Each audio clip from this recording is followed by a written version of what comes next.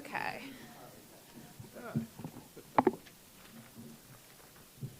Everybody ready? All right. We'll call the Wednesday, January 15th, 2025 meeting of the Falls Church City Planning Commission to order. Mr. Trainer, can you do a roll call, please? Yep. Start with Mr. Polinsky. Here. Mr. Duncan. Here. Mr. Krasner. Here. Ms. Comont. I'm here. Mr. Stevens. Here. Ms. Friedlander. Here. And Mr. Kravinsky. Here. Thank you. We have a quorum. Great. And Mr. Fuller, would you like to introduce our two new Planning Commission members? Yes, thank you for the opportunity. Welcome. I'm pleased to announce we have two new planning commissioners seated with us tonight. They were just appointed by the council. And so it's Robert Kravinsky, and he comes to us by the way of the Housing Commission. And then we have Danny Polinsky, and comes by the way of the AAB. Yeah. And Great to be here. anyway, welcome tonight. If you want to say anything further about, your background, you're welcome to. Otherwise, we'll move on. Lived in the city for about 8 years, previously in New York and San Francisco. So have 3 kids, 10, now just turned 10, 7 and 5. And so excited to be part of this group. Working to make the city better for them and everybody else. Bob Kravinsky, longtime resident of Falls Church. My kids went K through 12 through the system. Here, my wife teaches up at Mount Daniel, and watched the city grow over the years in mostly very positive ways, thanks to, in large part, to the planning staff and the planning commission. So really happy to be part of this team. I think we are, I'm excited about the connections between housing and planning, and hopefully we can strengthen some of those interactions. So thanks for having me. Once again, welcome. Thank you. Great. Thank you so much. And yeah, welcome. We're all, I know, looking forward to working with both of you and getting to know both of you better. So lots of good work for the city to do. Okay, so we need to adopt our agenda for tonight. Any proposed changes? If not, can I have a motion to? Mr. Chair, I move to adopt the agenda. And a second? Second. All in favor, roll call vote? Aye? Aye. Aye. Aye. Not a roll call vote, sorry. Yeah. Okay, so we have an agenda. No speaker series tonight. So I think we can move on to item 5, receipt of petitions. Jack, do we have any, can you give us a summary of the written correspondence? And do we have any in-person petitions tonight too? Yes, Chair, we have both. We had, 5 written petitions to the Planning Commission for this meeting. Gene Gresko of 120 North Fairfax Street wrote in appreciation of Public Works and the street crews cleaning the street during last week's snowstorm. Pat Myers of 115 Buxton Road wrote in with concerns for the current AD proposal, accessory dwellings update proposal. Mike Griggs of 110 Founders Avenue wrote in support of the proposed accessory dwelling update proposal. Andrew Olson of 615 Lincoln Avenue wrote in favor of the bike master plan updates, including a couple suggestions. And David Bloomgarden of 506 Greenwich Street also wrote in favor of the bike master plan update with a couple notes and suggestions as well.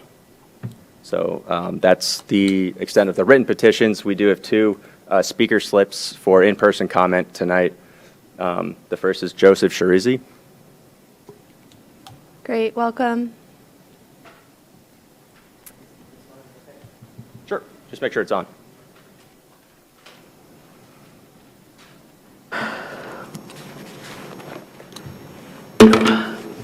Sorry, excuse me. We'll be talking later about ADUs and ESC stuff, so I just want to take a moment very fast. I'm Joseph Shrizzi. I live on Gondry Drive in Falls Church. I'd like to read an excerpt from a report titled Zoning and Segregation in Virginia, commissioned by Arlington County several years ago and written by McGuire Wood Zoning and Segregation Work Group. Zoning in Virginia began with racial segregation. The city of Richmond, using its charter powers, adopted the first ordinance dividing the city into separate blocks for white and colored in April of 1911. 11 months later, the General Assembly approved legislation enabling all cities and towns in Virginia to adopt different districts. That was the first zoning ever in Virginia. To adopt segregation districts dividing blocks between white persons and, quote, colored persons. Norfolk, Ashland, Roanoke, Portsmouth, and Falls Church adopted similar residential segregation statutes following Richmond. The Supreme Court of Virginia upheld these statutes in Hopkins v. City of Richmond in 1915, and 2 years later, the U.S. Supreme Court ruled that explicit racial segregation zoning was unconstitutional. End of the excerpt. Many of the rules from this time are still on our books, or their spirit is currently intertwined with our current zoning rules. Just the idea that you should need special permission, or that the default is that you can't build accessory dwellings on your own for your own family on your own land, is based on the enforcement of racial segregation.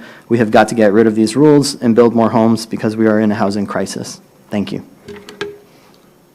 Thank you for your comments. Thank you. Next, we have Jimmy Jung.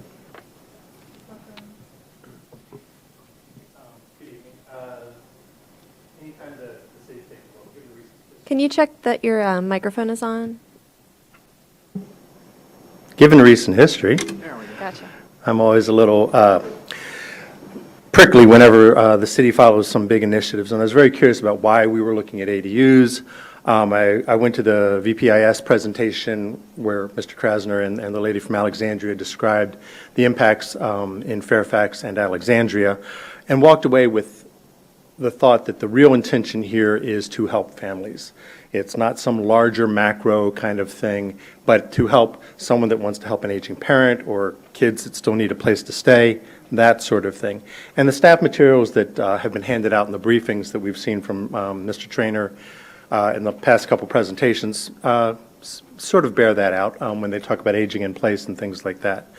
Those staff materials point to three things that they say are the benefits of this: aging in place, like we were talking about, supplemental income for owners, and housing diversity. Now, when we talk about diversity, of course, one person builds one ADU, we have technically achieved diversity. But the projections from these folks are, we're going to get 2 a year. So, yeah, technically we're getting diversity, but we are not really. This is not an effort. And even though we keep talking about this as, well, a small step in the right direction or one tool in the box, that kind of thing, I don't think we can really claim this as a diversity move. I think this is really about helping individual owners, and that really needs to be our perspective when we take a look at what we're doing here. What is the impact to a particular person? Can they help their family? Can they help their income? And I want to go back to that supplemental income thing again, and this came up last night. We're talking about helping an owner supplement their income. So I want us to be very careful when we look at this way, because we don't want this to become an investment opportunity. And what I'm really leaning on here is we need owner occupancy. So if we are requiring that owner to be there, and there are, as Mr. Duncan pointed out, some particulars to this, maybe I'm the owner, but I want my kid to live there, and he's dealing with the supplemental income, or there are probably some peculiarities for the lawyers to work through. But in general, we are not trying to establish the kind of thing where someone can buy up a bunch of houses, put a lot of rental properties on them, and really change what's going on in a particular neighborhood. The other thing that kind of pricks up my ears whenever I hear these kind of things is when we deviate from what is either the standard in a lot of municipalities, or in this particular case, we have what Virginia's proposing, SB 304, I think it is.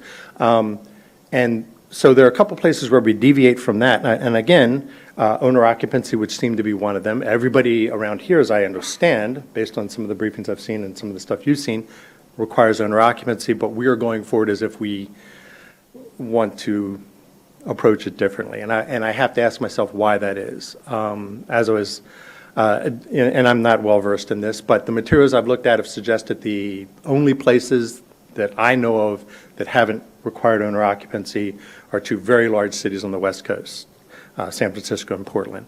I don't think Falls Church should be taking necessarily the same approach that those kind of municipalities are taking. The other thing is the parking thing. Again, I think, and I'm a little less fuzzy, I'm a little more fuzzy on this, but the parking, we seem to be taking a different approach than a lot of folks. By not requiring some parking, I think perhaps a middle ground there might be that we need to at least examine the parking and let a BZA or somebody like that consider whether a parking spot should be required or that sort of thing. Yes, that would raise the bar for folks, and this may be a very hard bar to get over if you're trying to build an ADU for a lot of reasons in terms of cost. But I think it's at least something that we want to kind of pause and look at, because the parking requirements or the parking situation from neighborhood to neighborhood is very, very different. If you're close to the 7, it's a lot more different than if you're, in the middle of one of our neighborhoods.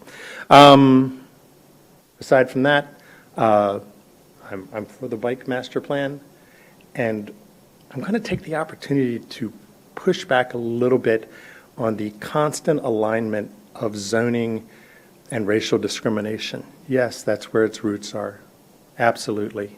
And we have a large monument just up the hill to remind us of that, and that's something we need to carry in our heads every time we make these sorts of decisions. But zoning is also what prevents somebody from opening an Exxon at the next house. Zoning has a place, it needs to be applied correctly. Zoning isn't always bad, or you guys wouldn't be here. So let's not necessarily take that sort of blanket thinking to it. Thank you, guys. Thank you for your comments. Any other speakers or? That's all the speaker slips I Okay. have, Chair. So I think we can move to item 6A, or item 6 are action items. We're running just about on schedule. The first one is election of officers. Mr. Fuller? Thank you.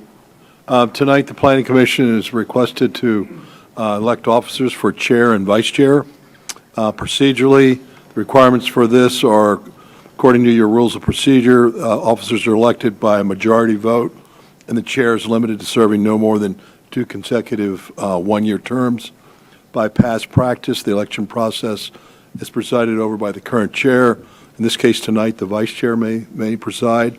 And the steps that are involved include, 1, the chair calls for nominations. Then 2, any member may make a nomination, which must be seconded. Thirdly, after all nominations are made, the chair requests a roll call vote. If more than one is nominated, then the members vote by stating the name of the commissioner they're voting for. If no nominee receives a majority of votes, then the election is then repeated. And the above steps are repeated for the office of vice chair as well. So I'll turn this over to the vice chair. Thank you. Okay, great. So I think we need a nomination for chair first. Mr. Stevens? I'd like to nominate Andrea Comont as our new chair. Second. Thank you for the vote of confidence. Any other nominations for chair? Move to close the nominations.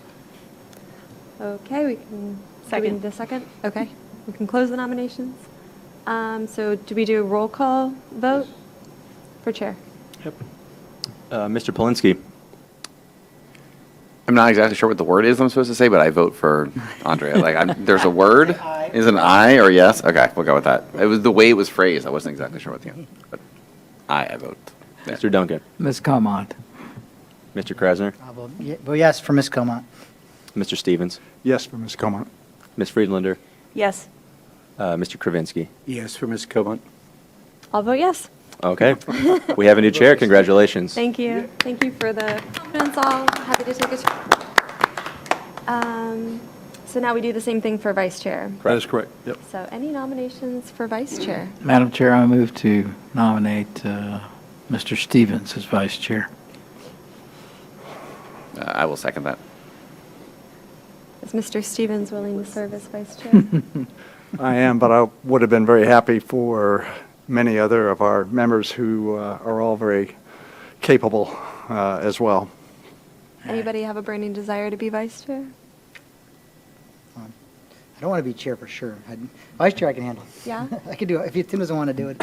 Vice chair is just backup. No, I said I would do it. I just Yeah. wanted to make sure that other. Either way, yeah, vice chair is a pretty low bar, so. Yeah. Would you like to be nominated formally? I'm willing to do it. I'm sorry, I'm on the mic. I'm willing to do it if people want me to be vice chair. I forgot when I was last chair. It was a few years back now. So, I mean, I'm happy to be vice. If Tim would prefer not to, but either way, I'm not. I'd be happy to have either of you. So, Mr. Stevens, you were nominated first. I think Mr. Krasner is offering to do it if you would rather not. So it's maybe. I am willing to do it, although I do acknowledge that Mr. Krasner would be excellent as well. Okay. So we have a nomination for Mr. Stevens, and do we have a second for Mr. Stevens? Yeah, I do. Yes. Okay. So do we want to vote on that? Any other nominations first? Are there any other nominations? Okay. Right. Okay. Sorry, I'm learning by doing. You're doing fine. So you've asked for other nominations. There are none, and so we can, Do we need to move to close the nominations? yes, and then you can call for the roll call. Yep, Okay. vote. Can I move to close the nominations? Second. Okay. Nominations are all in Close. favor? Aye. Aye. Close the nominations. To close? right. Okay. Roll So now call. we can Roll do. call for roll vice call- chair? Yes, roll call for vice chair. All right, roll call for Mr. Stevens as vice chair, beginning with Mr. Polinsky. More pressure now on answering this correctly. Yes, for Mr. Stevens. Mr. Duncan. Mr. Stevens? Yes, Krasner. Mr. Stevens. Ms. Friedlander. Yes. Mr. Kravinsky. Yes, for Mr. Stevens. Ms. Comont. Yes. And I guess Mr. Stevens. Yes. All right, thank you. We have a new vice chair. Okay, thank you. Yep. Thank you for your time. Tim? Don't forget to take our picture tonight before we all leave. This may be the last time we're all in the same place at the same time this month. All right. Okay, so we have our election of officers completed. So the next thing on our agenda is item 6B, the bike plan update, and this is a public hearing. So do we need to open, do we do staff presentation first and then open the public hearing? Yeah, we'll do a staff presentation first, and then they'd have the benefit of that context, and then you would open it up for public comments. So will you introduce the item then, Yes, I Mr. will. Fuller? Yep. Thank you. So tonight, we have the bike plan public hearing. It's advertised public hearing. We are asking for a final recommendation tonight to the city council. And so I'll turn this over to staff, and they have a brief presentation and update as to where we are since the last time you were briefed on this item. Thank you. Thank you, Mr. Fuller. And hi, I'm Carrie O'Nino. Good evening, Chair Comont and members of the Planning Commission. So as Mr. Fuller noted, the Planning Commission has requested to hold a public hearing and make a recommendation to City Council on the updated bicycle master plan. And this item was last presented to the Commission at the December 18th work session. Updates to the staff report since that work session are highlighted in gray, and updates to the draft plan document are highlighted in red. So looking at line 27, Planning Commission last reviewed materials during this December 18th work session. Since then, a work session was held with the Citizens Advisory Committee on Transportation. Major changes since the December 18th work session include, in terms of the future routes map, extending the Annandale Road bike route to the county line, and adding the trail connecting South Lee Street to the trail connecting to Howard E. Herman Park and Oak Street Elementary School. In terms of other changes, revenue sharing was added to the funding opportunities section in response to a VDOT comment, and there were also some minor wording changes in the appendix. As Mr. Fuller noted, final consideration by City Council is scheduled for January 27th. And in terms of timing, line 244, we kicked off this update with a discussion of scope and schedule with Council in October 2023, did a review of existing conditions in identified priority routes in late fall and winter, reviewed conceptual designs March through June of last year, held work sessions in August and September, and December, and then final consideration with council is scheduled for January 27th of this month. So I'd be happy to take any comments or questions at this time. Thank you, Ms. Odenino. Any comments, questions? Mr. Stevens? Yeah, I did have a question. I just noticed after we were done with the last time we addressed this, that for the future bike route, I think it's figure 10, that what currently is a pedestrian walking trail through Crossman Park was indicated as a future off-street bike route, and I'm just wondering, is that really what was intended? I can take a look at that and My concern is that there will be a lot of very negative reaction from the community that uses Crossman Trail, which is pretty extensive. Right now, the trail is not supposed to be used by bicyclers, and of course, I'm a very right. strong advocate for biking, so for me, this is kind of an unusual situation, but this is one of the few paths that we have through a wooded trail, and I think there'd be kind of concern, especially since the suggestion to make that an off-street bike facility might have been done prior to the completion of the trail over that VDOT built over Washington Street, which, of course, makes the WNOD nicely continuous. So it may be that this was a holdover, which is kind of why I asked it as a question. But anyway, it's something you may want to look at. Okay. Beyond that, just a couple of quick comments. I appreciate that you extended the Annandale Trail down to the county, Fairfax County. I think that's important. One of the goals of the bike plan is to kind of make sure that we are continuous with our neighboring jurisdictions, so that helps to do that. I appreciate that you added the comment on how this ties into the community energy action plan. I think that's an important step. The only other thing I would mention is that I saw in the comments from VDOT that they make counters available. So I don't know, maybe that's something that we can utilize. I'm thinking just off the top of my head that a group like Bike Falls Church might be assist with trying to figure out where to put a counter and how to make it effective. So I'll just throw that up for consideration. Beyond that, I'm really pleased with all the work that you and staff have put in on the plan, and I'll be a very strong advocate to support the plan. Great, thank you, Mr. Stevens. Any other comments? Mr. Duncan. Thank you, Madam Chair. Just to reprise some questions that I put forward the last time we talked about this, and maybe for the benefit of our new members too, could you, Ms. Odino, take us through the public engagement plans from here?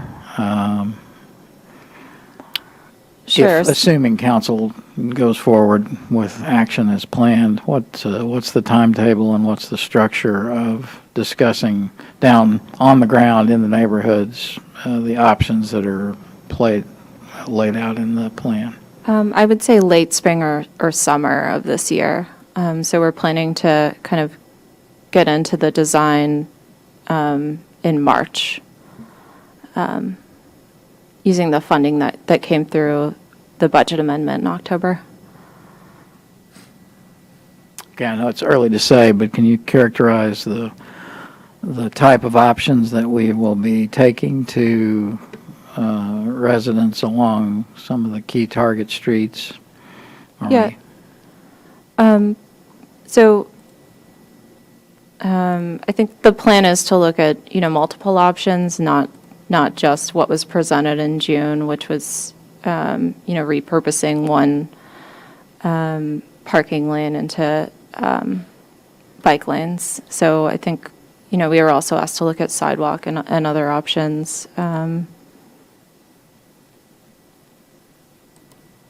Good, okay, yeah, I think that's responsive to my question. I just want the public to be aware that it's our desire and expectation that there will be a considerable on-the-ground sessions to sort of explore the alternatives and get a reading on where people are.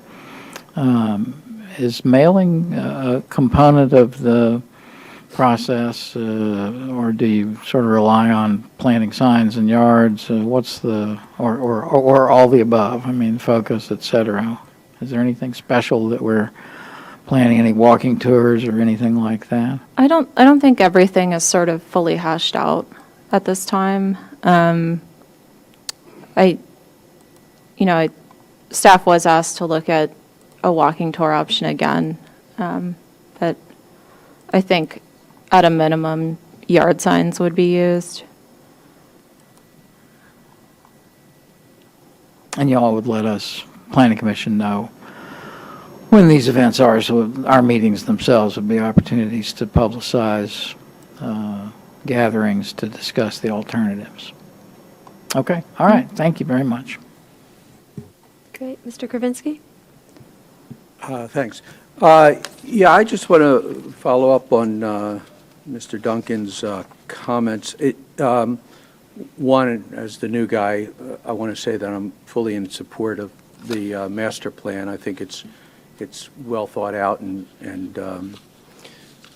ready to go to council. But after council approves the plan on January 27th, there will be targeted engagement with residents who live along the streets that are affected. Is that correct? And so I'm on the corner of West Columbia and Little Falls. So that's where the two bike paths intersect. I was not tracking. I'm not sure any of our neighbors were tracking this proposal.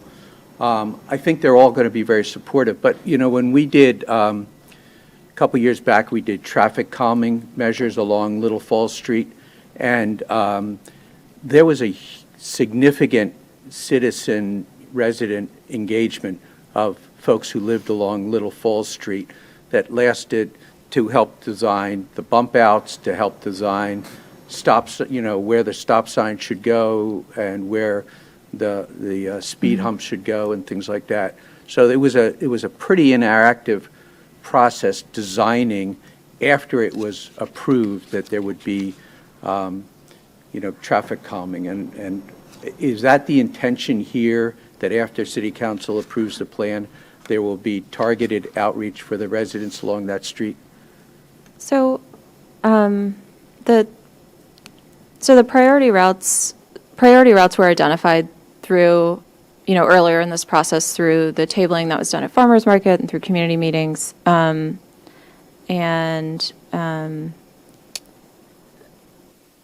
also through board and commission meetings. And there are priority routes identified in the appendix of the bike plan that include an east-west connection between the WNOD Trail and the secondary schools campus, and then North and Southwest Street.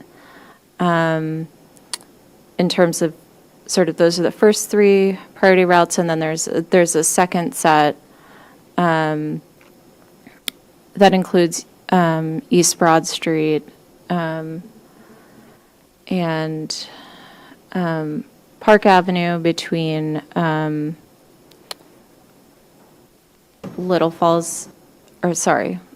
between Virginia Avenue and West. The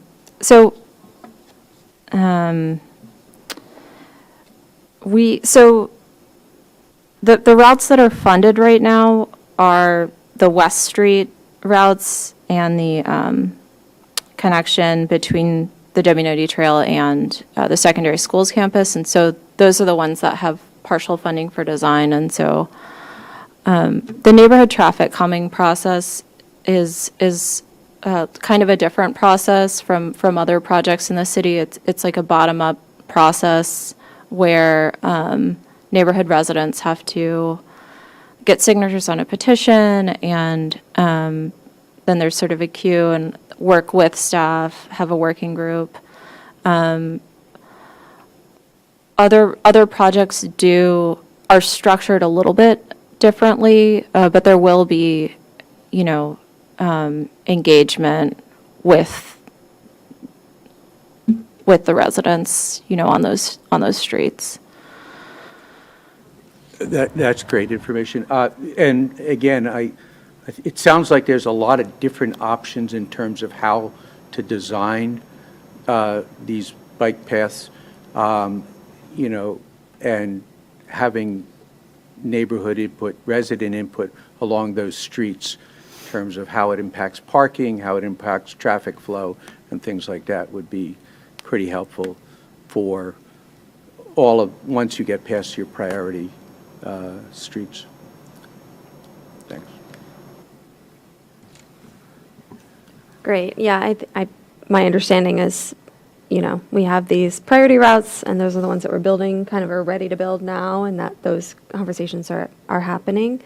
And when we get to the point where we're able to build the same kinds of facilities on the other identified future routes, there will be a similar, definitely, public engagement process with all the neighborhoods in those areas. Because you're right, feedback from the people who live on the streets is really crucial to these being successful. Any other comments, Mr. Polinsky? I just had a quick question. Is there a deadline by which the funds have to be spent that were allocated as part of the budget process last year? There were local funds allocated, so they don't have the same limitations as federal funds or grant funds. So we're not bound by a particular deadline that would limit community engagement or limit people? No. Not within this year or anything like that? No. Okay. Any other comments, questions about the plan? No? Well, I just want to thank you, Ms. Odanino, for all the hard work that you've put in on this. I think it's been a little over a year. I don't have the schedule, it's right up there. But I know you were working on this even before we really started considering it, so thank you for all of your hard work. I'm really excited for the vision that this plan represents for bicycling in the city, and look forward to seeing it come to life. So with that, and if there's no other comments or questions, I think I would look for a motion to approve the plan. Somebody want to read? There is a drafted motion in the staff report. It's a little long, not gonna lie. And Mr. Stevens, I don't know if you wanted to suggest any sort of amended language or additional comment about Crossman Park? I'm happy to put it in there. Is there general agreement amongst commissioners to include that reference? Yeah, actually, question on that point. One thing, I'm sorry, I forgot to ask this question before. Yeah, Crossman Park, there's been no biking signs there for many years. I was actually just going back on the Google Street View to see. It's not always observed, but yes. Right, and it looks like, I don't know if the city put them up. Additional signs were added over the years, so there's now 3 signs that say, don't bike. No biking. But the other side to that, in addition to Crossman, I don't even know what we call it, but the connection between Washington Street and Little Falls along the fire station property. That's continuation of that trail. I don't know if that's considered Crossman Park or not, but that one also is on the map, and that one also has a no biking sign posted, so Yes. we should probably treat them the same. I don't think that technically is Crossman Park. I don't know what we call that. It's like an easement through the fire station property. I don't think it's officially a park, but. The adjoining fire station path. Right, we should probably reference both for the same reason. Because they're both crushed earth, they're basically gravel or dust right now. Crushed bluestone. Yeah, so they're not really, people do bike on them, but you're not supposed to. Right, they would Very have to narrow. be upgraded. If that's our policy, and if that's, if we've signed it, I don't know who made the decision to sign both of those segments, but it appears it's been that way for a long time, and yeah, we don't want to upset the apple cart with the bike plan and say, yeah, we're changing that now. It sounds like Crossman would certainly raise a bunch of eyebrows in your neighborhood and other places, so, yeah, so we should just treat both. That's a long-winded way of saying we should deal with the other segment as well. So, sounds like we could add a final whereas if that's agreeable to everybody. I'd be okay with that. So I guess that means I probably need to read the Thank you, Mr. Stevens. read the motion here. And when we get to, what I'll do is, right before the therefore, I'll try to mumble my way through some language there. Okay. Hold on, let me get the, let me get ready to capture your new language here. Madam Chair, before you go to the motion, did we did open the matter for a Gosh, public hearing? No, we did not. So we should open the public hearing. This is a public hearing on this. Is there anybody here to speak on the bicycle master plan? Seeing none, I think we can close the public hearing. Thank you. Thank you, Mr. Duncan. Okay, I Mr. guess Stevens, I take will it away. make the following proposed motion. Whereas City Charter, Section 17.01, authorizes and empowers City Council to make and adopt planning ordinances and approve a comprehensive master plan for the orderly development of the city to promote health, safety, morals, comfort, prosperity, and general welfare. And whereas Virginia Code Section 15.2-2223 requires that the City of Falls Church have a comprehensive plan, including a transportation plan that designates a system of transportation infrastructure needs and recommendations that include the designation of new and expanded transportation facilities, and that support the planned development of the territory covered by the plan. And whereas the City of Falls Church's Mobility for All Modes plan, the transportation chapter of the city's comprehensive plan, establishes a vision to provide for the safe movement of people and goods within and through the city via a transportation network, offers choices in travel modes, supports economic activity, is sensitive to the environment, and provides equitable access for all residents, workers, and visitors. And whereas the city has a vision for bicycle facilities that provide connections to and between the city's commercial areas and neighborhoods, transit facilities, schools, regional bicycle facilities, and designated bicycle routes in neighboring jurisdictions for comfortable and safe travel by people of all ages and abilities. And whereas Bicycle Master Plan, Connecting Communities, achieves the stated goals of the comprehensive plan and notes the numerous benefits of enabling bicycling as a safe and accessible form of transportation. And whereas Bicycle Master Plan, Connecting Communities, specifies an implementation process that preserves accessibility for all street users and defines opportunities for public input. Whereas the amended Bicycle Master Plan, Connecting Communities, was developed with numerous publicized opportunities for input, and the plan incorporates that input. And whereas City Charter Section 17.06 and Virginia Code Section 15.2-2229 give the City Council the authority to initiate comprehensive plan amendments by a majority vote, and whereas City Charter Section 17.06 requires that the adoption of the plan or of any such part, amendment, extension, or addition shall be by resolution of the Planning Commission, carried by the affirmative vote of not less than 4 members of the commission, and the item was adopted by the Planning Commission on today's date by an affirmative vote of, to be filled in. And whereas the accordance with state law and draft plan was routed to the Virginia Department of Transportation, VDOT, for a 100-day review period, and VDOT comments have been considered. And whereas the Planning Commission recommends that the suggested future bicycle route through Crossman Park and the adjoining route next to the fire station not be considered as a future bicycling facility, and instead be maintained as a pedestrian walkway. Is that okay? Well, sorry, do you have that written down, or could you say that again? Oh, I just mumbled it. So, yeah, whereas the Planning Commission, Whereas the Planning Commission recommends Future routes through Crossman Park and the fire station not be considered as bike routes. as bike routes, but rather be maintained as pedestrian facilities.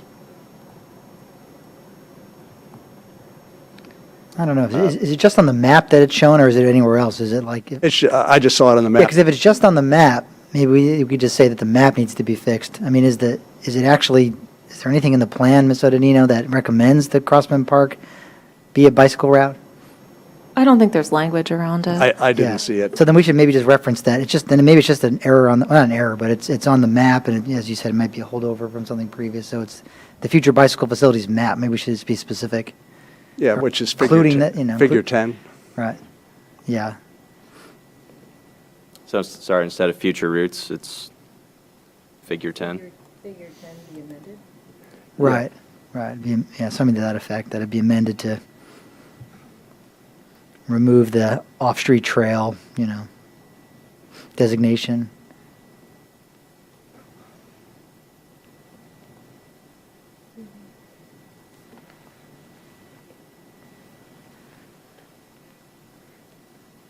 And be maintained as pedestrian facilities, or? That's fine, yeah, sure. I mean, Tim's okay with that, and that's fine. Yeah, let's see how that reads, the street designation. Yeah, I think that's okay. Should we amend that to say the fire station lot or the path adjacent to the fire station? Or, like, does the fire station own all of that? Is that all on the fire station's lot? It's Like, I don't- technically Arlington County there. Yeah. It's north of 4 Mile Run. Yeah, So, yeah, I think you're right, actually. Well, that's interesting. if we wanted to just say, and the trail. The trail adjacent to the. Adjacent to the fire station. You know, you're right, Tim. Trail I'm- adjacent to the fire station. Geographer in me should have caught that. I think it's outside of our boundary. If it's on the north side of the Should have been a purple. of rather the than creek, green. it's technically in Arlington County. I don't know if it even needs to be on our plan, but since it's contiguous, maybe it's fine to, you know, just make that clear. It's kind of straddling the boundary, I guess. So are we still referencing Crossman Park? Be I think- amended to remove yeah, the That trail? one, definitely. Definitely Crossman Park. I Yeah, think you know. it was just the trail, Crossman Park and the trail adjacent to the fire station. Okay. Yeah, it's Correct. fine. I mean, it's right on the That's- border. that's I mean, it better. literally is straddling the line. Oh, no, don't take that out. And the trail adjacent to the fire station. I think you want to change it to be amended to remove what you had before, the off-street Oh, sorry. off-street trail designation Oh, no. Yeah. Can I get it back? of the trail through Crossman Park and the trail adjacent to the fire station. So if you be amended to remove the off-street, add off-street ahead of trail.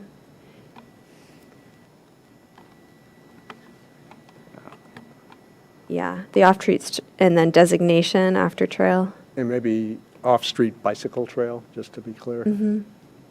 Yeah, bicycle trail Remove the off-street designation. bicycle trail designation through Crossman Park.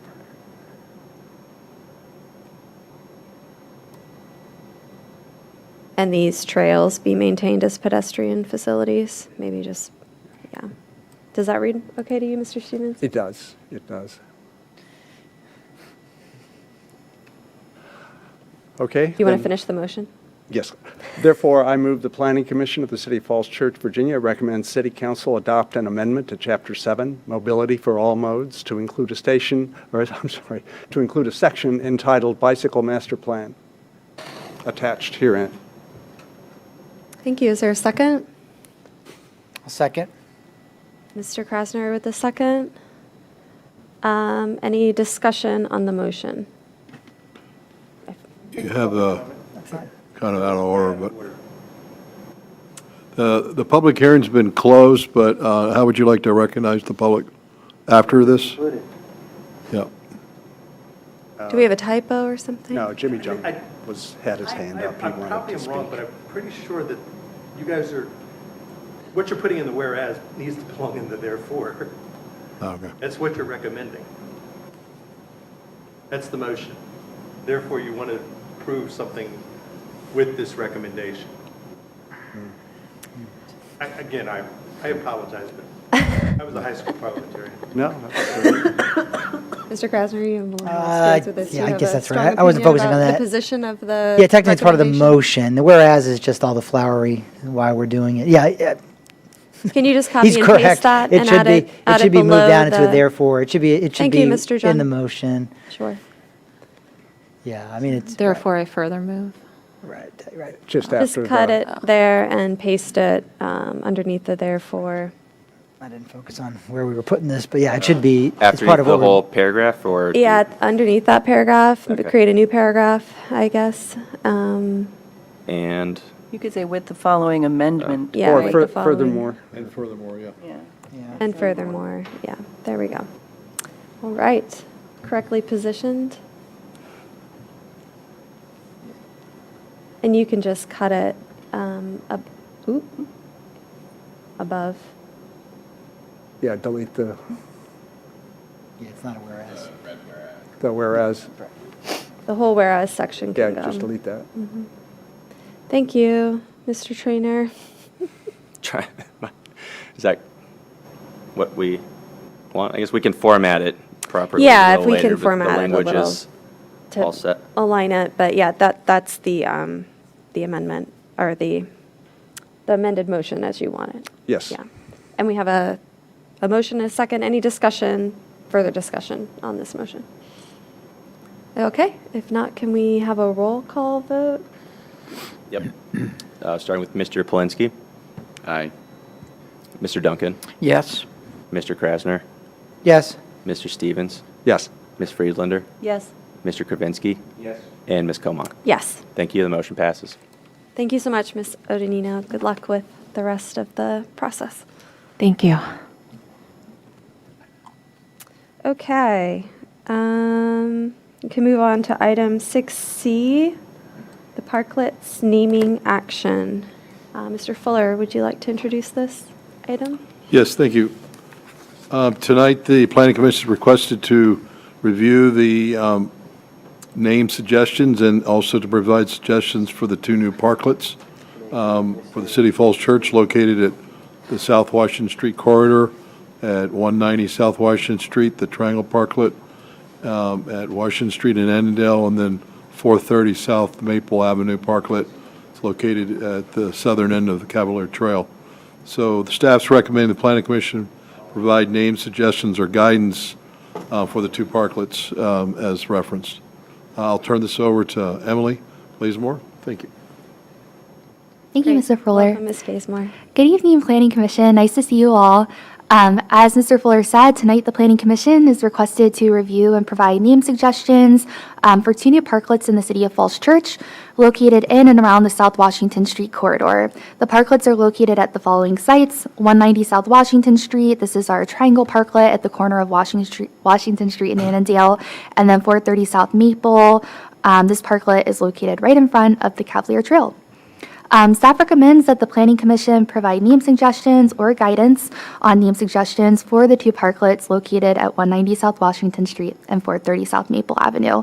I am going to go over background information. Once again, I know you guys saw this like a month ago, but do want to provide that background context. So starting on line 19, city staff designed two parklets in the South Washington Street corridor.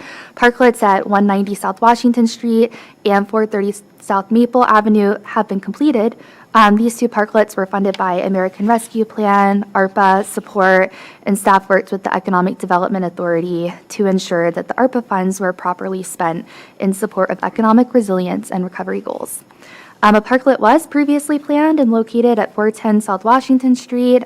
This was previously referred to as the Tinner Hill Alleyway or Vision Care Alleyway. During their meeting on December 3rd, the EDA delayed this parklet project until the completion of the adjacent Quinn Mixed-Use Continuing Care project, which is potentially 3 years out. This remaining parklet was funded with local dollars rather than ARPA support. The two parklets do not have names yet. Naming a public facilities provides an opportunity to both promote the parklets and highlight the history of Falls Church, and even more specifically, the South Washington Street corridor. We do have some photos of the parklets. So the top, we have the 430 South Maple Avenue parklet. You can see the picnic tables right along the back half. And then if you go down a little bit, you'll see 190 South Washington Street parklet. We may have a slightly more recent photo. But yes, this is 190 South Washington Street. Moving on to page 3. You can see the location of the parklets on the map. So the red square is the South Maple Avenue parklet, of course, and then the green triangle is 190 South Washington Street, right at the corner. So moving on to line 40, we have the city code reference. So I'm going to read it directly from the report. This is from section 2-210, naming of public property or facilities. Section A, criteria for naming city facilities. City facilities, including buildings and parks, shall generally be named according to the geographical, historical, or ecological relationships in which the site is located. Exceptions may be made in the following circumstances. Number 1, to commemorate an individual service. Number 2, to help identify the facility's purpose or usage. Skipping over to section C, here's the process for naming city facilities. The naming of a city-owned building, park, or other city-owned facility shall be by resolution of the city council. Section 2, individuals and/or organizations may make recommendations to the city council regarding the naming or renaming of facilities, parks, public open space areas, and other related components of facilities. Finally, number 3, prior to adopting a resolution naming a city-owned facility, the city council shall hold a public hearing and shall seek a recommendation from the following: the Planning Commission, the Historical Commission, the Recreation and Parks Advisory Board, and any other board or commission or community organization that the City Council deems appropriate. Moving on to planning themes. So as required by the code, names should focus on historical, ecological, or geographical themes associated with the parklet sites. And here are some guiding questions related to these themes. So if it's a person, what impact has he or she had on the city? If it's a historical event, how is the city involved? And if it's a natural or geographical feature, why should the name of this park or parklet reflect that feature? Okay, I'm actually going to skip over to page 5 now. We're going to look specifically at public input. So staff launched a webpage for the parklet naming project on November 15th, 2024. The public was invited to submit name suggestions for the parklets via email to city staff. Name submittals were accepted through email until January 15th, tonight, 2025. The project was posted on the city social media, the EDO social media, the city newsletter, which is the focus, the library newsletter, and on the library's information screens. A list of parklet name suggestions received by staff from the community since the launch of the webpage in November of 2024 has been included as an attachment to the staff report. I just want to highlight that Christina Goodwin was the most suggested name from the public. Christina was a longtime civically involved Falls Church resident, and she was the chair of the nearby Aurora House. Christina passed away in March of 2024. Several community members wrote in suggesting a parklet name to honor the memory of Christina Goodwin. There is a stone plaza space that's been constructed between the South Maple Avenue parklet and the Cavalier Trail Park in memory of Christina Goodwin, and I included some photos of this space below. Yes. All right. Moving on to city boards and commissions and community groups feedback. So when we last visited the Planning Commission was interested in hearing the feedback of other boards and commissions. So we've received recommendations from the Economic Development Authority, the Advisory Board of Recreation and Parks, the Historical Commission, the Arts and Humanities Council, and the Tinner Hill Heritage Foundation. So I'm going to briefly go over some of their recommendations. Some are more specific and some are more general. So the Economic Development Authority reviewed the project on December 3rd in their meeting. The EDA expressed support for names that are easy to spell and pronounce, for example, Cavalier Trail Plaza, and not names of people. The Advisory Board of Recreation and Parks reviewed the project on December 11th of 2024. I recently received a letter, and this was included in the packet as well, from the Advisory Board of Recreation and Parks. So I'm just going to move over to the letter really quick and highlight their recommendations. So number 1, for 430 South Maple Avenue, the board is of the opinion that the parklet should be designated consistently with its location. So to summarize, 430 South Maple Avenue should be named or designated as Cavalier Trail Wayside, linking it to the Cavalier Trail nearby. 190 South Washington Street, they had noted, according to the historical marker, which is included in this attachment, a photo of it, the site was believed to be near the intersection of two Native American trails named Rolling Roads that were later used by colonial horsemen and wagons. So they're noting the Rolling Roads Park or parklet as a name suggestion. And then they provided further feedback in a third bullet, noting that the advisory board is hesitant to name either of the parklets to commemorate an individual's service to the city, so therefore the board unanimously adopted the motion that the parklets at 430 South Maple Avenue and 190 South Washington Street not be named after an individual service to the city. Moving on to the staff report again, looking at specifically the Historical Commission. So the Historical Commission reviewed the parklet names on December 12th, 2024. So for 430 South Maple Avenue, the Historical Commission recommended the Toxinot Dogue Indigenous Peoples as their name suggestion for 430 South Maple Avenue. They also noted this as an opportunity to recognize the Indigenous history of the area and within the city. The Historical Commission recommended for the parklet at 190 South Washington Street, the Foote family as their name suggestion. Moving on to the Arts and Humanities Council, this group reviewed the project on December 19th, 2024. The Arts and Humanities Council recommended for 430 South Maple Avenue, the Dogue tribe, as well as the Atoxinot village, incorporating the two into the name. The Arts and Humanities Council also recommended that the parklet at 190 South Washington Street be named for the Foote family with all members in recognition.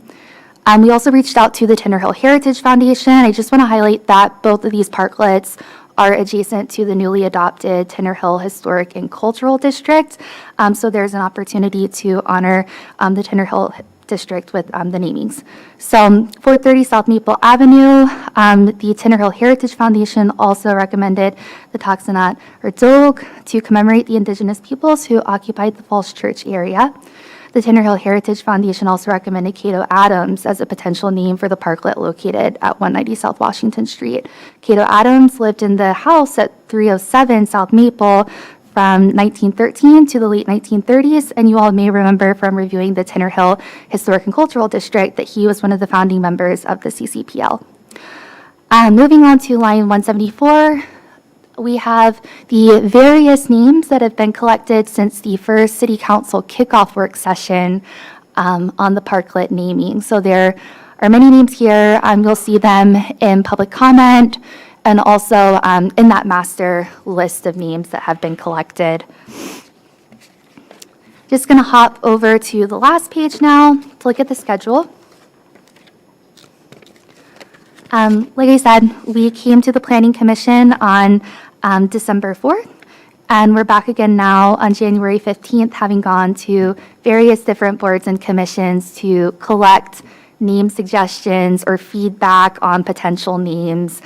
You are our last stop before we go back to City Council for another work session on this naming process. And before I close, I actually realized we received one more comment from the public. Jack, do you have that handy? It was distributed as part of your package, but we received a comment for the 430 South Maple Avenue parklet earlier this week, and the comment was for a name suggestion related to the Tinner Hill Quarry. And more specifically, the commenter was noting the circular stone display at the 430 South Maple Avenue parklet and how we could tie a name into that. So I just do want to highlight that that display was donated as part of a memorial to Christina Goodwin by her family. So that, just highlighting that briefly. But this commenter noted the stone circle parklet could be a potential name for the parklet. But yeah, we'll make sure that gets included in the master list of suggestions that we have. We had received a comment about a name suggestion relative to the quarry or granite before, so I think this kind of amplifies that once again. But that's all from me. Thank you all for having me and looking forward to your feedback on this item. Thanks. Thank you so much, Ms. Bazemore, and for all the time you've put into gathering this feedback from the community and our boards and commissions. So, anybody want to kick us off with any thoughts about names for these parklets? Ms. Friedlander? I can start. Great, thank you. So thank you, Ms. Chair, Mrs. Chair, Ms. Chair. I did want to say that being on the role in the Parks and Rec, or the Recreation and Parks Board, they did feel very strongly, and I do tend to agree that the name should not be in a person's name. But there was a really nice way to tie in Christina Goodwin's memorial into that, to have the park being named more for a location so that people could wayfind through the city. And I think that was a really good approach to it, because I do like the Toxinot reference, but I don't really understand how it links to that particular location in the city versus another triangular park versus another parklet. So I didn't really see that connection. And maybe I just didn't have enough time to do the research on that. But I did like the idea of the Cavalier Trail wayside with a little monument marker to the Christina Goodwin memorial in there. I thought that was a nice compromise to not naming the park after a person, but acknowledging that there's a monument or a memorial to her there. I thought that was nice. So that's all I wanted to say. Thank you. Great, thanks. Any thoughts on the other parklet, or no? Not on? I thought, in looking at the map, the Rolling Roads kind of looks like it might punctuate at that triangular park, but it doesn't quite line up with it. But I think there was some discussion about whether or not the Quinn project is also kind of referencing that Rolling Road in their plaza, and I don't recall if they have that. That was definitely discussed. I think it was, but I don't know where that landed. So I don't know if we want to be repetitive of that, and so maybe, I think the other parklet, I don't have an opinion on that either way. Okay, thank you. Mr. Polinsky. Oh, yeah. I wanted to plus one the comments that Ms. Friedlander made about the not naming after people and echoing the information the staff found. But I think the thing that I'm most noticing in this is that in all of these discussions, we've referenced it by calling it the Triangle Parklet, and it is a very notoriously now triangle-shaped area in the city. It is the triangle-shaped area in the city, and I would not fight the hypo on this one. I feel like I would go call it the Triangle Parklet. Makes it the easiest way to describe the thing and the place, and we know where it is. It avoids any possible entanglements with naming after people and things like that. All right, thank you. Mr. Kravinsky, did you want to weigh in? Well, I will say that I like most of the names that have been nominated. Sharon, I like your suggestion that, putting a plaque honoring Christina. I knew Christina from our kids were in Scouts together, and I think she's worthy of sort of a commemoration of some kind. But if we're not going to name the parklet after her, having a plaque there, and I think all of the other names are pretty good and pretty reasonable. I will say that when I read the list of names to my family for for 190 Washington Street. When I said Duck Pin Alley, everybody said, "That's it." So there's a certain whimsical aspect to Duck Pin Alley. I know my kids, played duck pin down there before it was demolished, and so I think that's a pretty good choice. But again, I don't feel strongly that any of them are, I think they're all good choices. Great, thank you. Mr. Duncan, did you want to weigh in? Were you? I'm not going to arm myself and charge the hill on any of these in particular. I'm drawn to the simplicity of Triangle Parklet, since that is what we have, gotten in the habit of calling it. I think, though, that if pushed to, go with somebody, I think the Historical Commission, and to some degree overlapping with Tenor Hill, I think their recommendations, if you can scroll back up to them, appeal to me. I mean, it's difficult to name anything in particular, anywhere in particular, after the First Nations peoples, because, they tended not to erect large monuments to themselves, and had they done so, we would have obliterated them in the intervening years. So, I think it doesn't concern me too much that we don't have any place in particular that we can hang a acknowledgement of that group of folks. If we could do it here, that's as good as anywhere. I do think the Foote family and the proximity of this to Tenor Hill is worth considering, again, because, a whole multiple generations of people had pretty significant impact on Falls Church that until fairly recent years was erased from history, and the appeal of trying to restore some of that wrong done attracts me. So I think I would suggest what the Historical Commission and those who agreed with them suggested would be fine with me. Great, thank you, Mr. Duncan. Mr. Krasner? Well, again, my 2 cents is that I agree about not naming it after people. I think that's, I don't know, we changed the name of some of our schools to remove people, for better or for worse.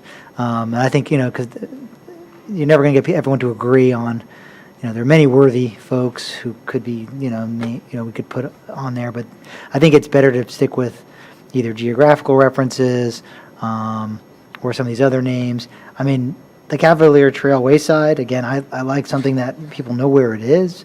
If you reference it, a lot of these, if you name it after kind of or picking a somewhat obscure name, even if it's a very relevant and like sort of, has a tie to some part of history, people don't know where that is. Cavalier Trail Wayside is pretty descriptive. Remember, these are little parklets. These are not places people are probably going to, spend a lot of time. They may pass through. So we probably shouldn't overthink it. In that sense, which also attracts me to Triangle Park. Yeah, the Native American issue, I think the problem is that Tuxamont, I think there was some archaeological evidence that was actually located in Mason Neck. And so really nowhere near here. I mean, nearer here than 500 miles away, but so I don't think that really works. I mean, it's a worthy thing, but doesn't really make any sense. There's no real tie to that little corner of the city. So, yeah, I don't know. I mean, I'm not probably giving you any solid advice other than I don't think, I agree with not picking names. I think it's just fraught with, you're introducing a chance for people to disagree. So, yeah, something that has some relevance from a geographical perspective I always like, because, it just makes it easier for people to know where we're talking about.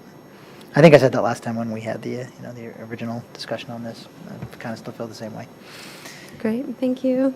Mr. Stevens, do you want to weigh in? I don't have any strong opinions. I think Ms. Bazemore has collected a very good list here, and I feel fully confident that our city council will pull from that list, and we'll all get behind and support it. So I think that's all I have. Yep, thank you. I'm also feeling a little ambivalent myself. I don't have any super strong feelings about it. I do generally want to defer to the Historical Commission, but I also agree with the idea that we should use these for wayfinding or for geographical features. But I also agree that it's an opportunity to kind of recognize some of our past that might not be top of mind for current residents. Can I ask Ms. Bazemore if we were to name it after some sort of historical figure, or would there be like interpretive signage sort of describing, like the history of that person, or? Yes, there would need to be, and that's been discussed by the different groups who've recommended names, having some sort of history there for folks to read. Okay, so if we were to name it for some sort of more abstract or geographical thing, would there be any sort of interpretive signage for that, or no? There should be some kind of signage there to identify the parklet itself. But in terms of interpretive signage with history or description, probably not. Okay, all right. Anybody care to make, I think this is an action item, is that correct? Yeah, so you're looking for a decision from us, this ambivalent group. Does anybody feel strongly about making a motion for, do you want us to do this one parklet at a time? Two together, both together? You can do them both together, and if your feedback is general, for instance, favoring naming related to a geographical feature, that can be part of your motion instead of recommending a specific name. Okay. Anybody want to attempt a motion that reflects your perhaps ambivalent feeling about the naming of parks?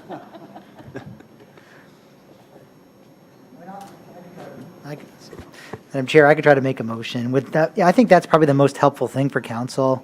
I mean, obviously, if we had like strong support, if we could get like, on like two names, but there's so many, we've been handed like a large kind of list of options, and maybe the best we can do is provide, some guidance. Like council, ultimately, they get paid the big bucks, let them make the call. So with that in mind, I guess I would make a motion that we recommend to council that that the names for the two parklets utilize geographic or place-based names and not individuals, which is in line with the suggestions of, was it the Parks and Recreation Board who made that recommendation? And considering these are parks, they're going to be maintained by Parks and Recreation, I kind of put more weight on some of what they had to say. So in any event, so that's my motion, that we provide that guidance, that they're named after either geographical references or locations and not people. And I'm open to amendments to that if other folks want to put a finer point on that. But yeah, I guess that's my motion to start out here. Does the text on the screen sort of capture look up at your monitor? Right. I think we have include place-based names, not of individuals. Is that Yeah, that's fine. okay? Mhm. Okay. Is there a second? Did you want to add anything about wayfinding in that, or no? Place-based is strong enough. I mean, something like that is reflective of the specific location of the park. I mean, Geographical names. Geographical location. Yeah, geographical. Instead of place-based geographical? Or in addition to? I think place-based names is fine, not of individuals that are specific to the parklet's geography or local to the parklet's geography. So instead of calling it the square parklet, like actually use the thing that is call it the thing that it's referencing. Probably put that before not of individuals. Yeah, please. Sorry, can you say that again? Move the not of individuals to the end. Yeah. Okay.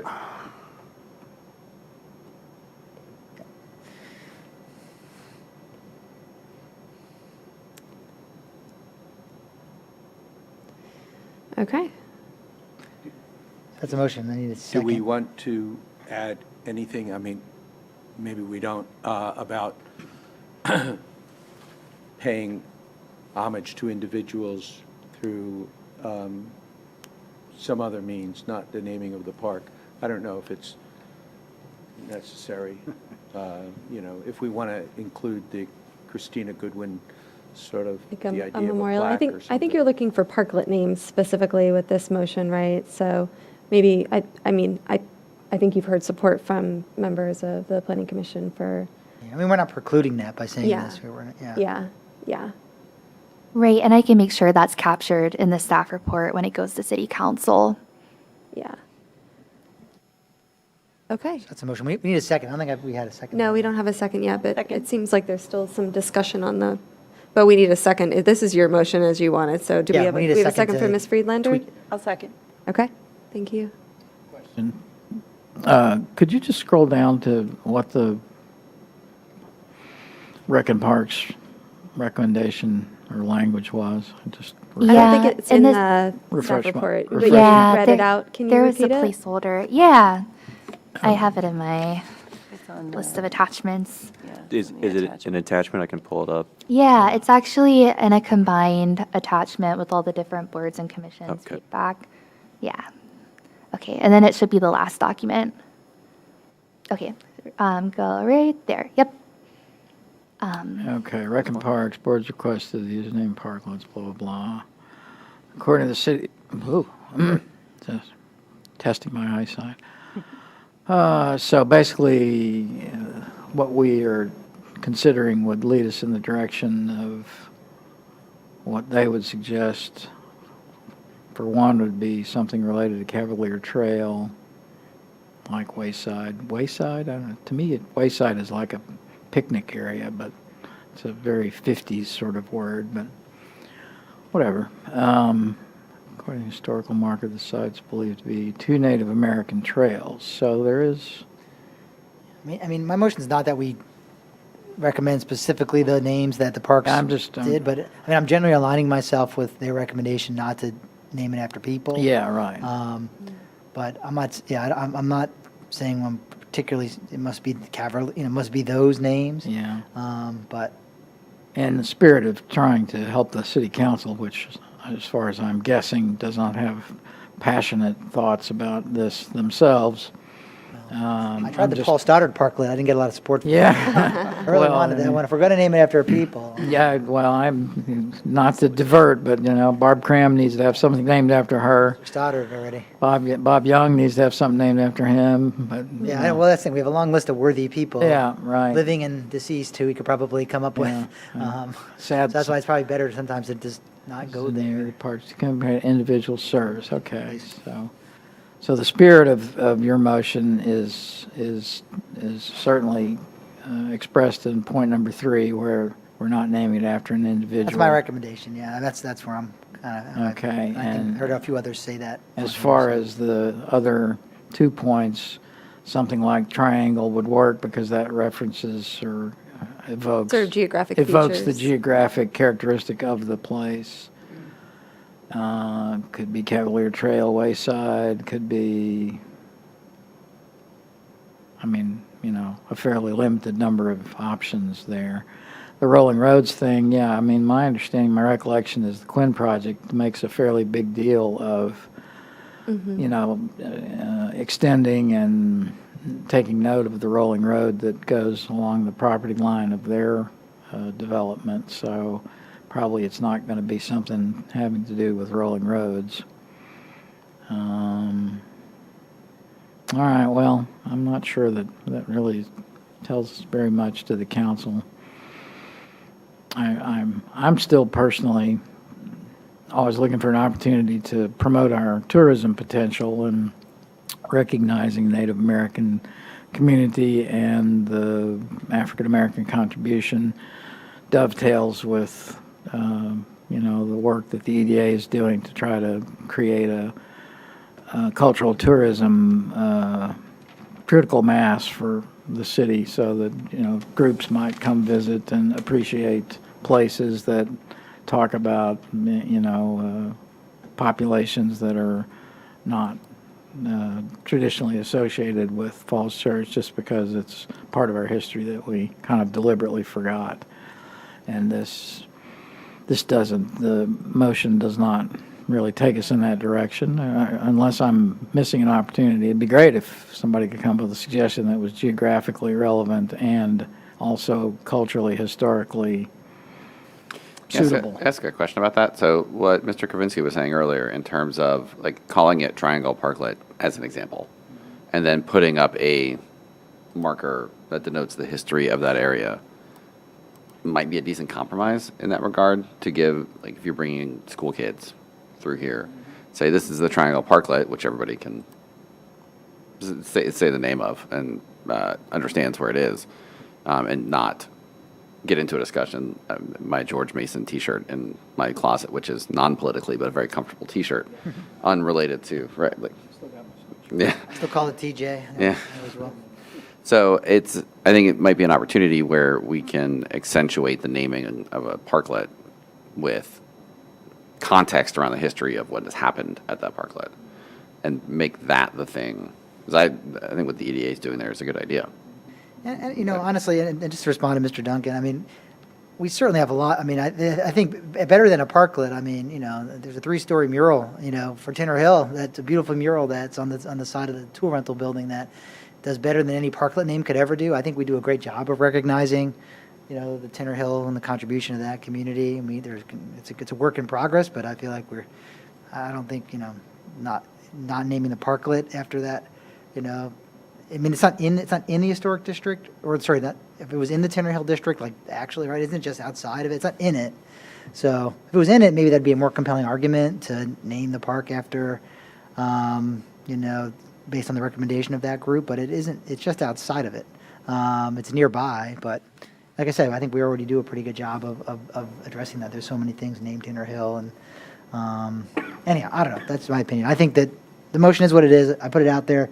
I don't know if we have a second yet. If we don't have a second. We do have a second from Ms. Oh, Friedlander, okay. and so So- I guess does Mr. Duncan want to make his own motion?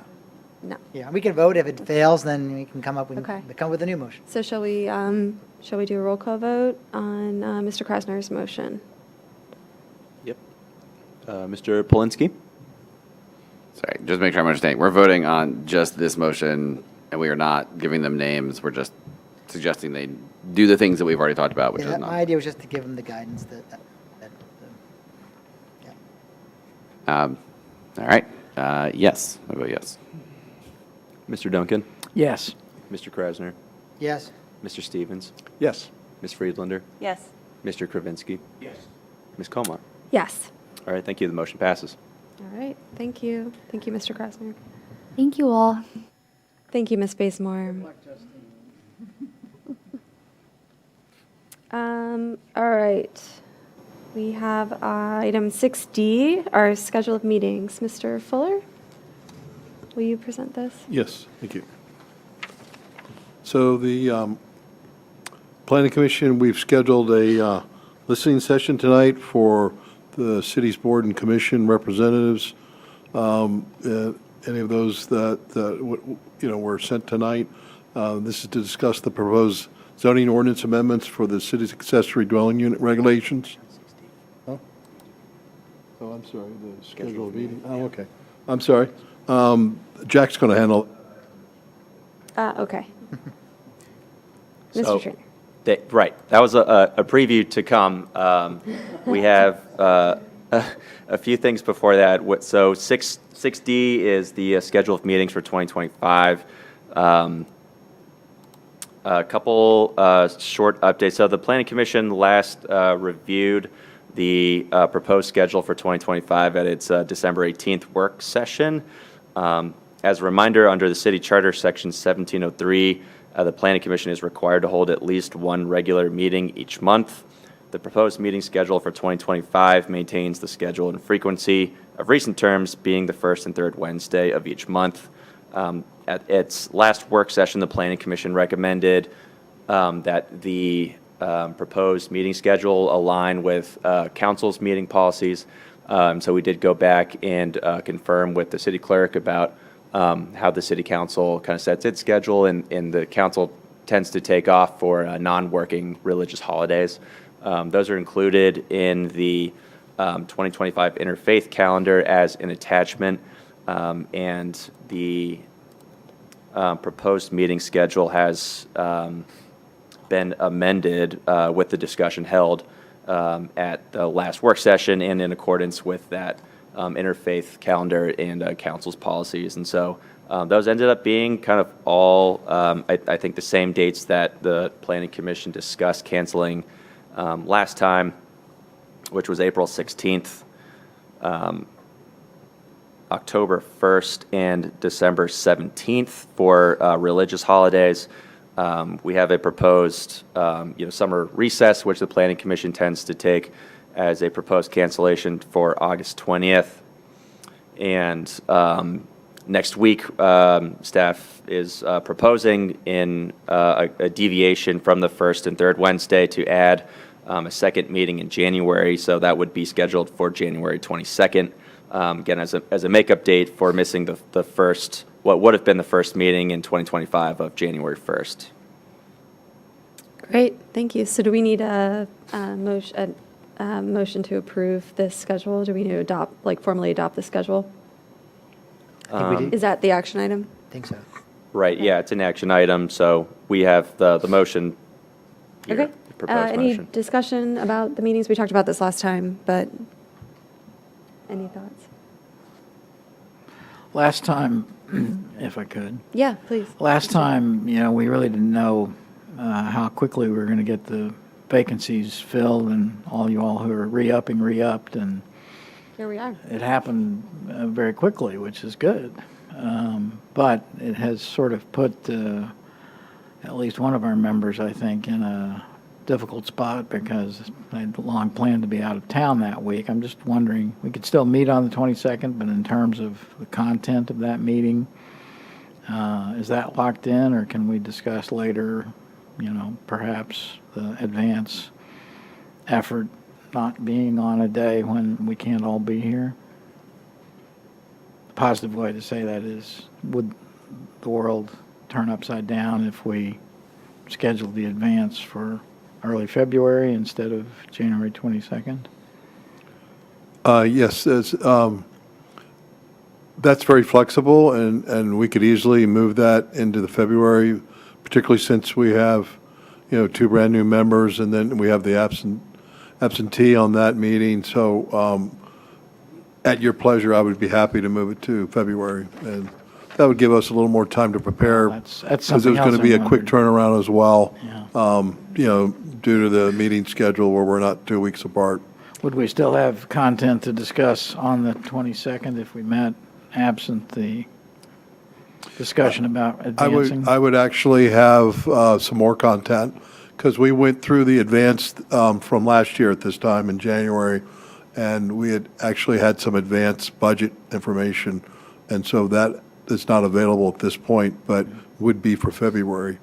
Okay. So you would be able to be more informed by us having it in February versus next week. Yes. Okay, well, with all that information at my disposal, I think the schedule is outlined as fine, as long as we can discuss with staff, the chair and the vice chair, with staff, the content of the meeting on the 22nd, so that, If I may, it might be helpful to take a quick peek Yeah. at the look ahead. February is Pretty busy. pretty busy. Yeah. I see Yassini Jewelers on February 5th. I'm believing that when, that Yeah. walks in the door. We have Quinn that day. So next week, we'd plan the advance and sort of organizational meeting, but we also had planned to have a work session on accessory dwellings, because we weren't anticipating our group being able to discuss it sort of in depth tonight So we during can, the town hall. can we still do that, though? Could we have the AD discussion? I guess I'm just wondering about whether we can move, what is usually a pretty meaty advance to those very busy February dates. One of the other things we've done in the past is we've started the meeting at 6:30 and brought box lunches for you. And that way, we can have the advance, it could be 6 or 6:30. And then, we would provide dinner, we would have the advance, we could get around the table here and, work through some presentations as well as some exercises, and then we break for the meeting at 7:30. So that was not the format last year, but it was in previous years in some cases. So I'm happy to discuss that further, and anyway, so we right would be now- flexible. Yeah, thanks. That's helpful. So right now, the meeting of February 5th, we'd be talking about the Shadow Oak RPA, the Quinn site work plan, and Yesenia if it came in. Is there anything else? That strikes me as doable if we If we did, start as early. Mr. Fuller suggested, that we start earlier and meet a little bit as we finish eating, perhaps. I'd be open to that. Is February 5th a date that would be problematic for anybody else? That was my next question. Oh, sorry, Mr. Duncan. No, you're the chair. Is you available? Everybody else is available on February 5th. If we were to move the advance, we would like to have everybody here. It feels a little weird to be the one everybody's talking about without actually commenting on everything. So first off, thanks for everybody's attempt at flexibility here. And Mr. Duncan, thank you for bringing that up. As a question as a new guy, the 29th is not currently on the calendar as a thing. Is it an option to do the advance on the 29th and then have the regular meeting on the 5th so as not to extend that into a multiple hour meeting? Might be a question for staff. I know you just said that having the time until the 5th might actually be very useful in terms of time to prepare and additional budgetary information. So if that's better, that's better. I am fine to do the extra time, start earlier and work through that. I just appreciating everybody's flexibility since I'm the one who's out of town next week. I want to be as flexible as possible in return. I think what we're talking about is really 4 options. One would be to create an evening where we just have the advance. And the advance is basically a small mini retreat where we talk about the work program that the staff has and how it aligns with the goals of the Planning Commission. We would review some information in regard to kind of past accomplishments of the staff and then what we're looking forward to doing in the 2025.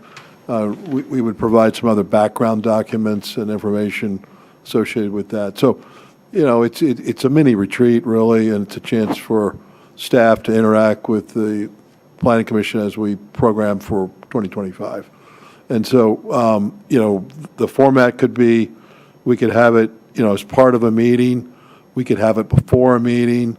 We could schedule an additional day, for example, the 29th, just for the advance. And so, anyway, we could do it in February. We could do it next week if, as scheduled. What I think I'm hearing you say is that we can do the advance on the 29th, regular meeting on the 5th. We could do the advance before the regular meeting on the 5th, and then do the regular meeting, or something else. Or we could do it at the regular Or meeting. still meet on the 22nd, and I'll just. Yeah. meet- Or we I know, could- I don't want to meet 4 weeks in a row, for sure. Yeah, I love you guys, but I don't want to meet. So the 22nd was, one consideration is we were going to meet on the 22nd so we could have a work session on accessory dwellings. Council has their work session on accessory dwellings on the 27th. Some of our discussion may be beneficial for council. Yes, that needs to go So ahead, right? I would like to keep the January 22nd meeting and keep that accessory dwelling work session. And I'm very sorry you won't be able to join us, Mr. Polinsky. Please send me any comments or thoughts that you have. Will do. But as far as the advance, I don't know. I don't know if that's enough for one meeting, just having the work session on accessory dwellings. Maybe it's a good time. I don't know. I don't want to open a whole can of worms to talk about the advance and like the point of it. I've been on the commission now long enough that I've been through a number of them. I don't know. I know there's probably a history of dating back a long time when the Planning Commission had like an agenda and we were going to sort of dictate to staff, okay, well, this is what we want to do this year. In my experience, it never really worked out that way. Staff, sort of takes their they have their priorities. They're taking direction from council. A lot of it we have to do overlaps, and that's why I know Mr. Stoddard tried to, as part of the advance, he would give us council's work program for the year. But we should maybe, I don't know, but especially considering we have new members and other folks, it might be an opportunity to think about what we want out of an advance. I mean, there certainly is a lot of merit in any kind of board or commission having like a meeting that's different from their regular business to talk about all number of things from, more mundane stuff to bigger picture things about how the group is functioning. And so there is certainly merit in doing a meeting like that. I mean, even the name of it, I think one time it was called a retreat, and then we called it the advance because we weren't going anywhere. We weren't retreating anywhere. It's more proactive. So I don't know. It might be maybe we can think about that. Maybe we could push it out a little further in time and maybe think about what we want to get out of it. I mean, having a meeting just dedicated to that could be worthwhile if we sort of maybe put a little effort beforehand into thinking like of an agenda, what we wanted to actually talk about. I just feel like in the past, like a couple of years, it's sort of morphed into we all kind of talk about things we care about, which largely we all know already, but it doesn't necessarily inform. It's not like we're directing staff on what they should work on. I mean, I don't know. It doesn't quite. There's like a disconnect there, and just to get the most out of it, I feel like maybe we should revisit what we want to do in that kind of a meeting. I don't know, because you know what I'm saying? Like we've had similar meetings in the last few years, and we all say we like affordable housing, and we all say we want to do this, and this is important, and that's important, but I don't know what it translates into as far as how does that actually affect anything else that happened last year? I don't know if it did. So we should think about maybe what we want to get out of it, and if that means kicking it out to later in March or something, I don't know, and thinking about what we want to do. Maybe there's some benefit to that. Do we want to use the slot next week, which is a week from now? We can, instead of having the advance, we can have a discussion of what you would like to have in the advance, or whatever we want to call it. So, based on your, inquiry as to, why are we doing this? What's the relationship, in terms of and how the results handled and so forth. So, I'm happy to sit down and let's talk about what everybody's needs are and come to some mutual understanding of an agenda, and then staff can execute that at a, future date. So, we could also use that slot to have that discussion. So. Okay, I just wouldn't want to kick it too far out, is my only concern. Mr. Kravinsky? So just to clarify, it sounds like we are somewhat time-sensitive on January 22nd, so we can Correct. inform City Council and ADs, and so we're going to stick with that. My perspective on the advance or retreat or whatever we're calling it is I have found over the years those types of meetings are very helpful in terms of sort of just thinking about strategic priorities and direction and things like that. I also found that it's sometimes better to have it after you've been doing something for a month or two. So, you have two new members, and it might be helpful for us to get into some rhythm in terms of what we see the workload being and stuff like that, so that maybe pushing that to late February or March, it might be more productive. Okay. We have general agreement for that? So I think what I'm hearing is we'll keep the January 22nd. It can be kind of an organizational meeting because we still have the rules of procedure, remote participation policy, appointments of liaisons, and if you have Mr. Polinsky, if you have a preference for boards or commissions that you would like to be the liaison to, please let me know. And then the annual report, and then also the AD work session. So that's still a relatively meeting, and then we can... We'll fill that up, no problem. Yeah, and then we can have a discussion about, I know, and then we can have a discussion about what we would want to get out of an advance and the timing, and I agree with your thought that, you would be a week into this, and then we'd be, what are your big ideas? So, though there can be some value in having a fresh perspective too. So yeah, maybe we can discuss the date for the advance, but I don't want it to be too far because it is supposed to be for 2025. Well, we'll work with you to set that future date, but we'll use the slot next week to have an organizational meeting discussion, kind of agenda. Okay. direction. All right, Okay, thank you. Thank you great. for raising it, Mr. Duncan. So with that change, I guess you would just strike annual advance for now. Do we have a motion to approve the schedule as presented? Madam Chair, I move to approve the schedule as presented by staff. Second. Second by Ms. Friedlander. All in favor? Aye. Aye. Aye. All right.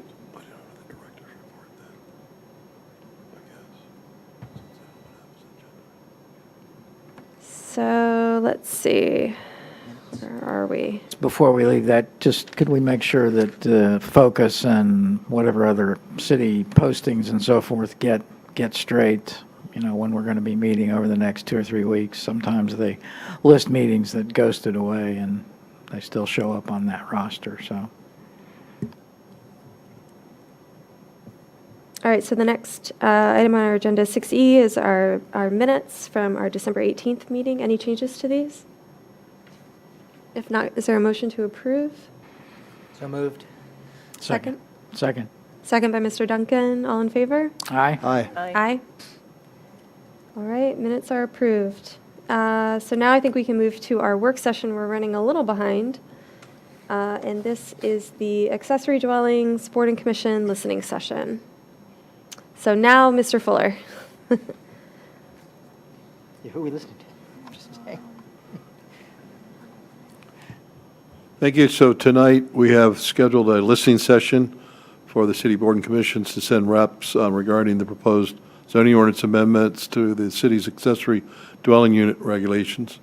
The city council had granted first reading of the amendments in November 25th of 2024, and then the planning commission requested to make its recommendation to council in March by the 21st. So our actual future schedule includes January 22nd, a work session, then February 19th, a work session, and the planning commission would mark up the ordinance at that point of any changes. And then on March 5th would be a public hearing and a formal recommendation to council, who then would take it up for final action after that. So I'm going to turn this over to Jack Trainer, our project planner on this. Thank you. Thank you, Mr. Trainer. Good evening. I was expecting liaison. Do we have anybody online? No one is online. Okay. This is be my question. Yeah. Let's see, who are we listening to?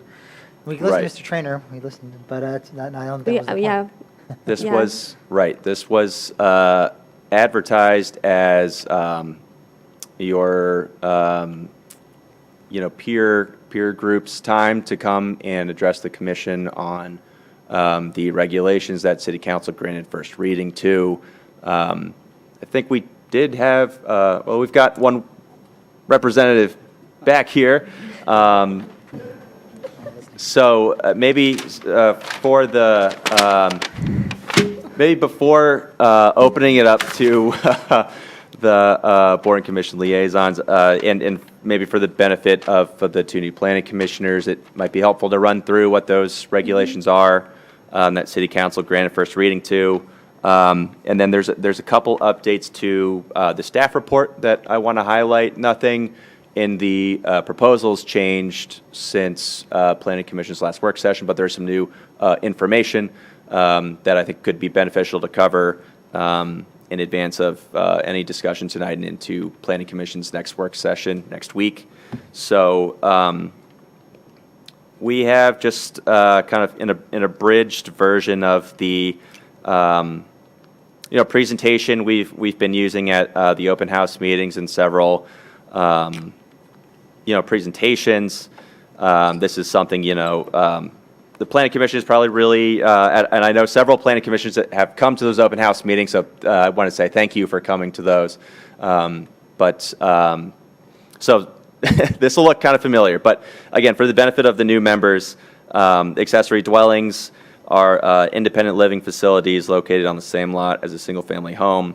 They include the separate provisions for living and sleeping, including a kitchen and bathrooms and living and sleeping area, They take several forms, all of which would be allowed under the new provisions, with some exceptions in different districts. But generally, they take this internal form where the accessory dwelling is located in a spare room in the main house.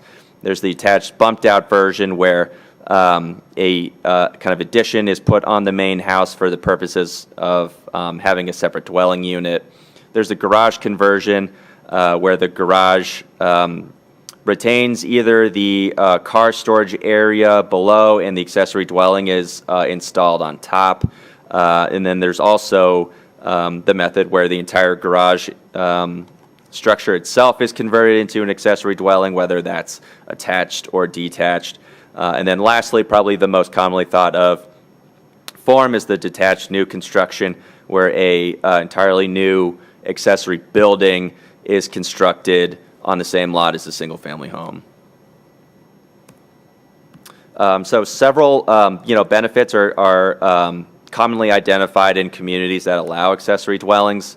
One is that it provides for some aging in place opportunity for property owners if they don't want to, for instance, leave their community but want to move out of their home or can't take care of the home they've been living in. They could ostensibly move into an accessory dwelling on their same lot. An accessory dwelling could also offer some supplemental income opportunities to the property owner by renting it out. And then accessory dwellings can be one tool used to address increased housing diversity and inclusivity, introducing a form of housing that may be missing in the community that is comparable to, as a price point, to an apartment building, but has the lived experience as a single-family home.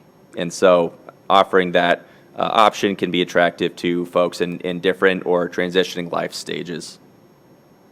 Some additional considerations to consider, or potential other effects that accessory dwellings may bring are environmental impacts, particularly around impervious surface, building coverage of the lot, stormwater considerations, and tree canopy coverage. Neighborhood impacts, including equity and privacy, so considering neighbors' use of their own property, and also thinking about how to have the most equitable access to constructing an accessory dwelling across the city in different zoning districts for folks that may be interested in it. And facilities impacts. Impacts on the storm and sanitary sewer infrastructure and the city schools. So the city, why is the city exploring accessory dwelling update? One, it's a highly restrictive housing form in the city today. Detached accessory dwellings are not permitted, and internal accessory dwellings require discretionary approval from the BZA, requiring a special use permit that needs to be approved every 3 years. There's legislative direction to explore an update to the city's regulations. Staff was directed to look into this question from City Council's 2025 Council's work plan. There's also a state bill exploring allowing accessory dwellings as by right residential uses throughout the Commonwealth. And then there was first reading granted in November to certain proposed regulations, which I'll dive into next.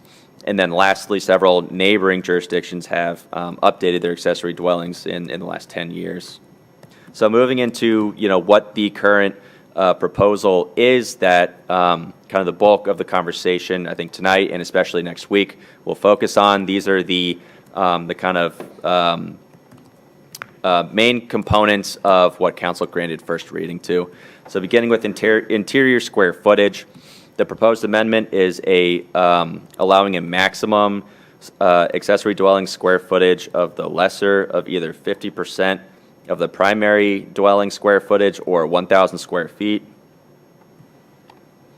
For lot coverage, the proposed amendment is compliance with existing standards, and those existing standards are over here on the left-hand side. These are the same that apply to a single-family home today and include a 25% building coverage maximum, a 35% impervious surface coverage maximum, and a 20% tree canopy minimum. And so again, these are the regulations that apply to a single-family home today. An accessory dwelling would be required to comply with these, so there'd be no change there. Also included in each coverage regulation is the review method. So for building and impervious surface coverage, those maximums are checked at time of what's called a zoning certificate of occupancy.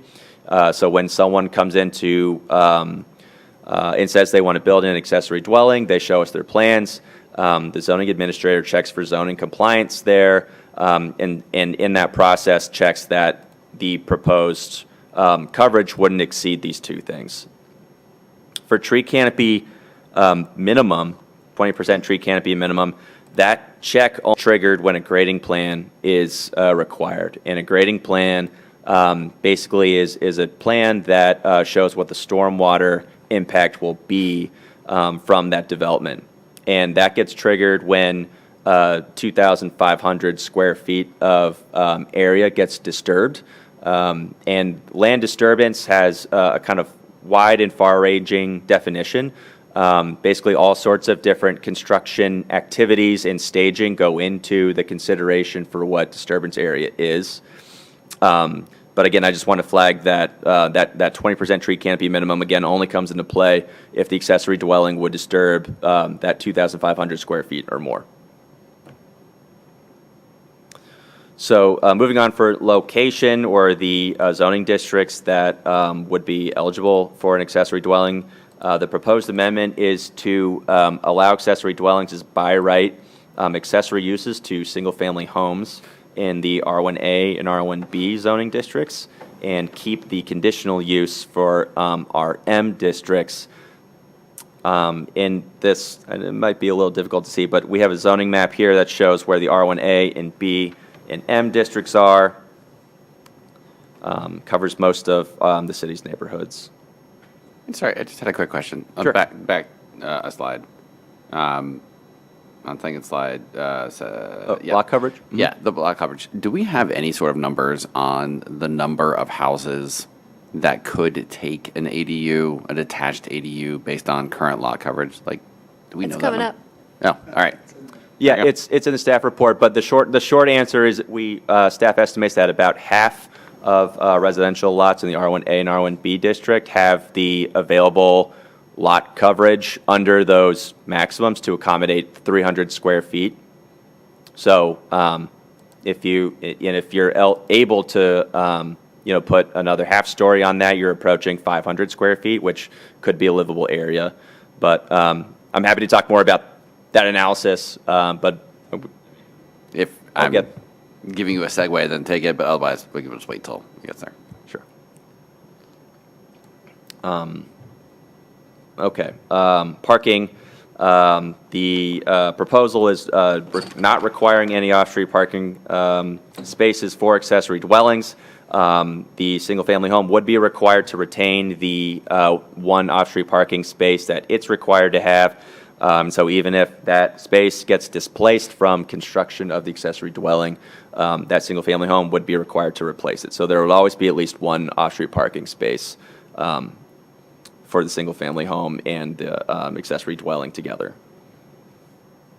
Short-term rental, the proposed amendment is to prohibit short-term rental use in accessory dwellings. And for ownership requirements, so there's no change to the current requirement, which is that the accessory dwelling and principal dwelling are required to be under common ownership. There's not a current owner occupancy requirement in place, and so there'd be no change to that under the current proposal. And so that means the property owner would not be required to live either in the primary or the accessory dwelling. And I mentioned earlier, detached units in the R1A and R1B district. Sort of all those forms that we looked at the top would be eligible in the R1A and B districts. In the RM district would be would only allow the internal form, which would again require special use permit granted by the Board of Zoning Appeals. But that 3-year renewal requirement that's on the books today would be removed. For height maximums, the proposed amendment includes a sort of sliding scale of the maximum height based on how far setback the accessory dwelling is. And so for accessory dwelling setback from the property line at least 5 feet, the accessory dwelling would be allowed to go to either 20 feet or 1.5 stories. And if it's set back 25 feet, the allowance would go up, or sorry, if it's set back 10 feet, the allowance would be 25 feet in height or 2 stories, whichever is less.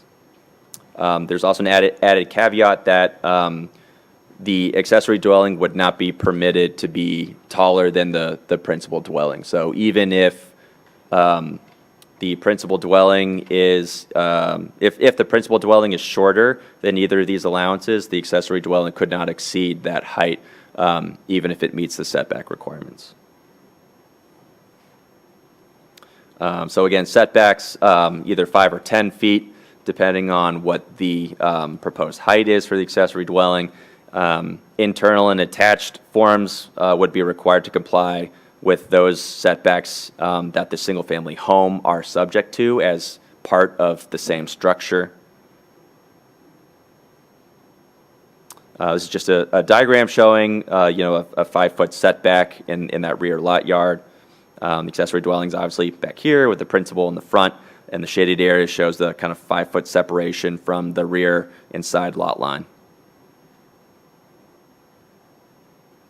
Okay, and moving on to existing non-conforming buildings. So the proposal would allow for existing non-conforming buildings to receive a special use permit to be converted into an accessory dwelling, assuming that it exists before January 1st, 2024. And so what that means is that you have, say, a garage or some other existing accessory structure that's subject to a current set of setback rules that may be different than anything that gets approved here.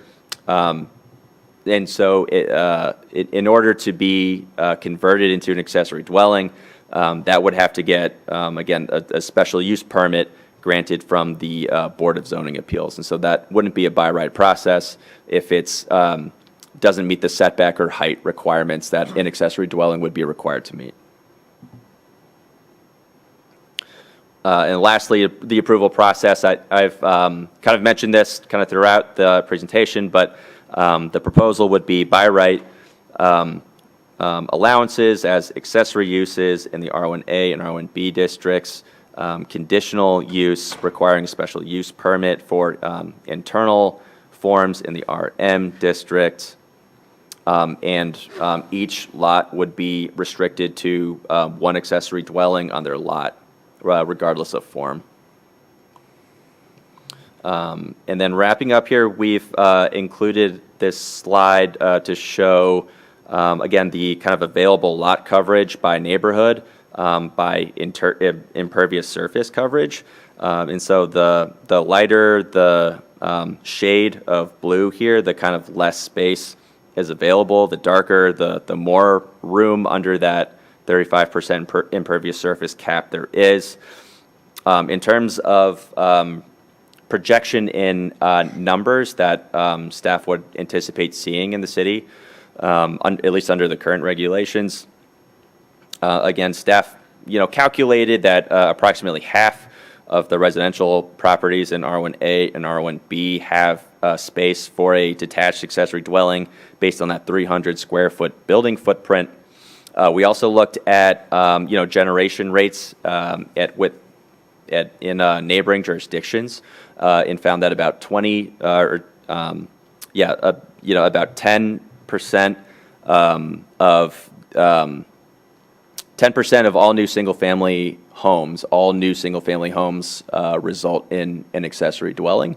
That's actually a kind of conservative number. It tends to be even more modest than that, ranging from like 4 to 6 to 8%. But taking that 10% and applying it to the city, where we get about 20 new single-family homes a year, So staff would estimate that about 2 new accessory dwellings would result in the city.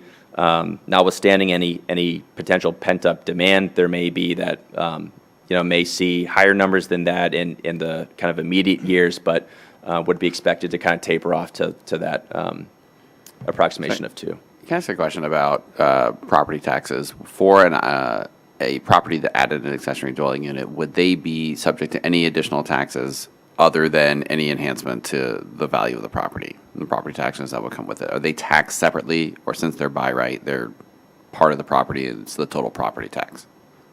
Yeah, they would receive their own sort of valuation consideration separate from the main house.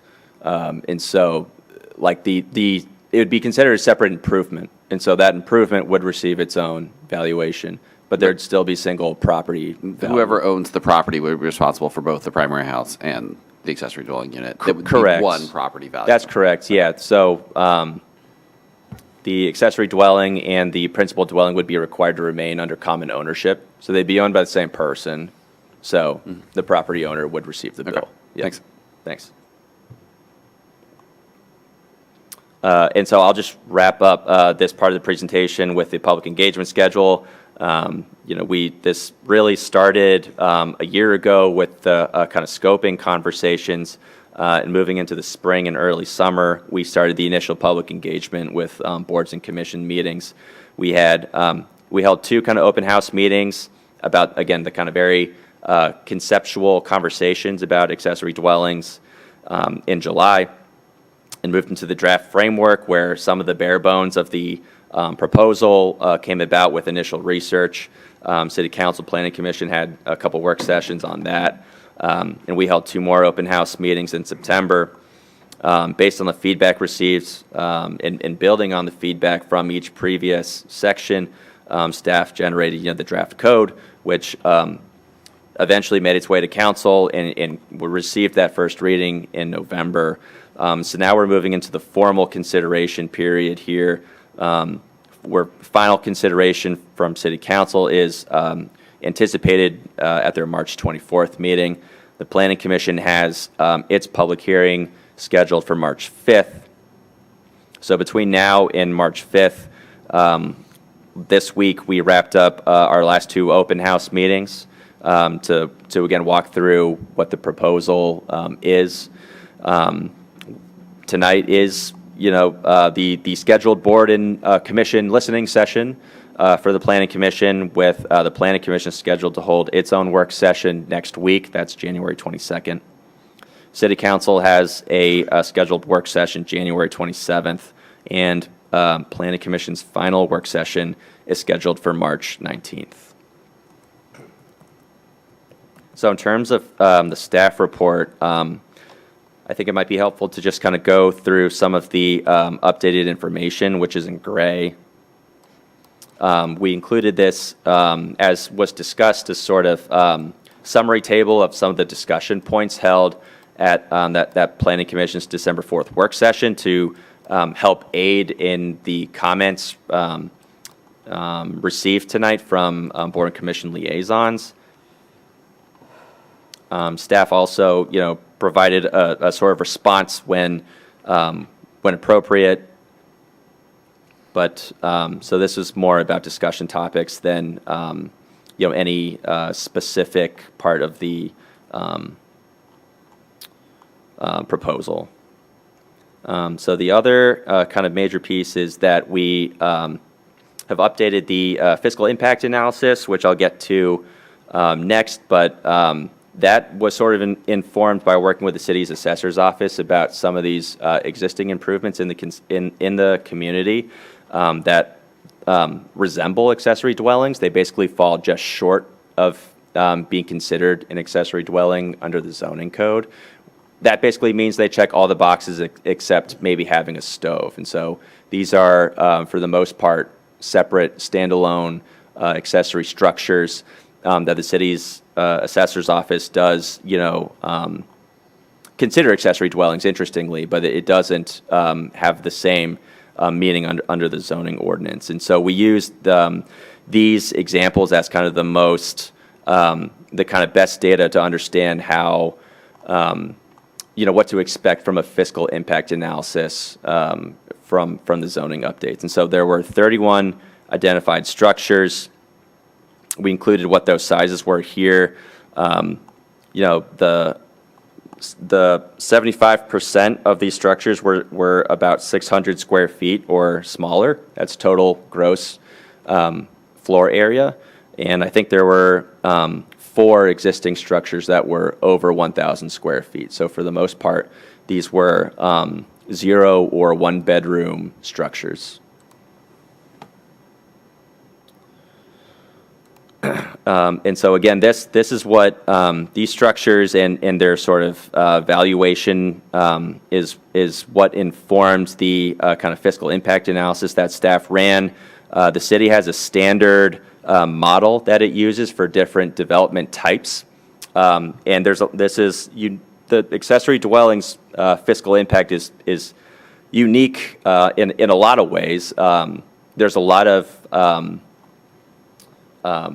uncertainties into this model, whereas the model is sort of best used when you know exactly the number of units you're expecting and the type and the bedroom count.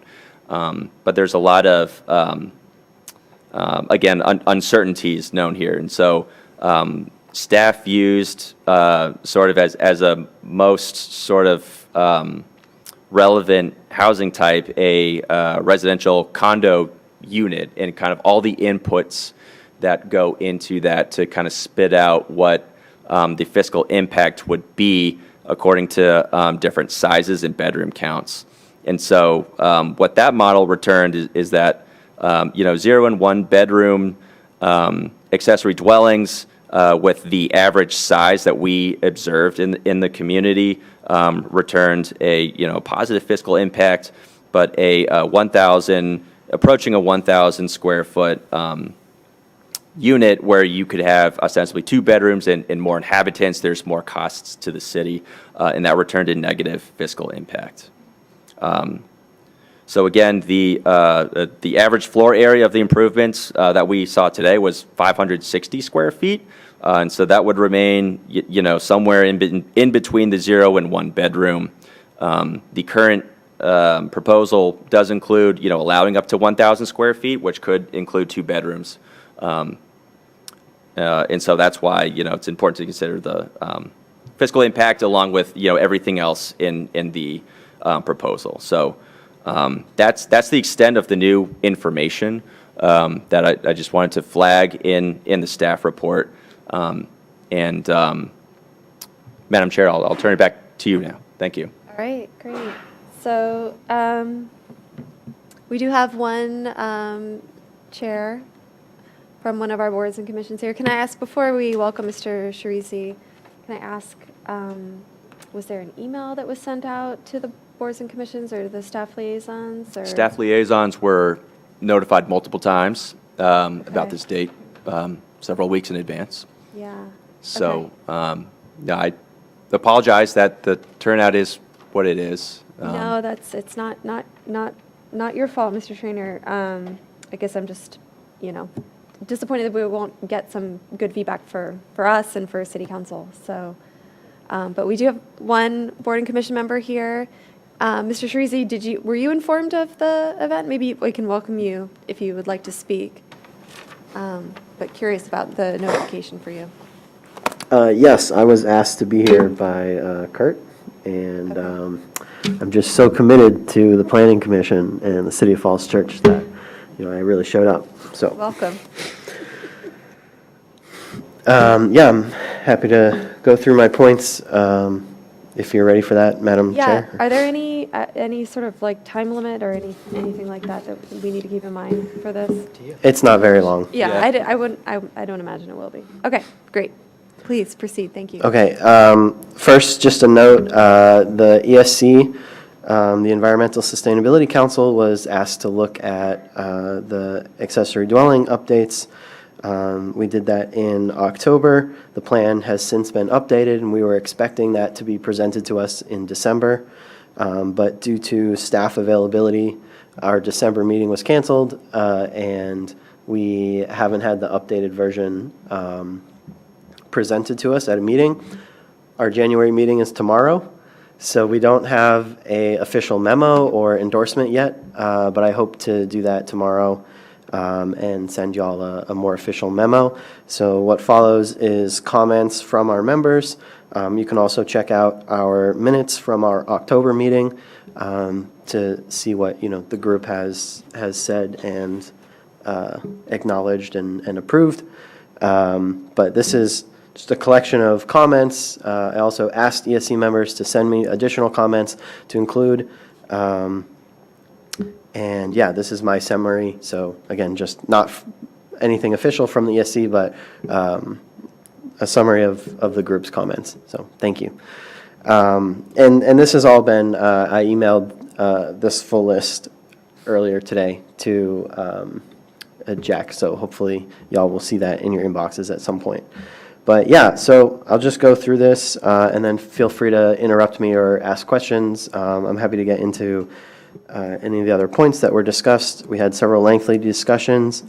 One member said accessory dwellings will increase density in the lower density parts of the city, which is essential to meeting our climate goals because Falls Church is a transit corridor, and increasing density in places like Falls Church is really important for meeting our climate goals.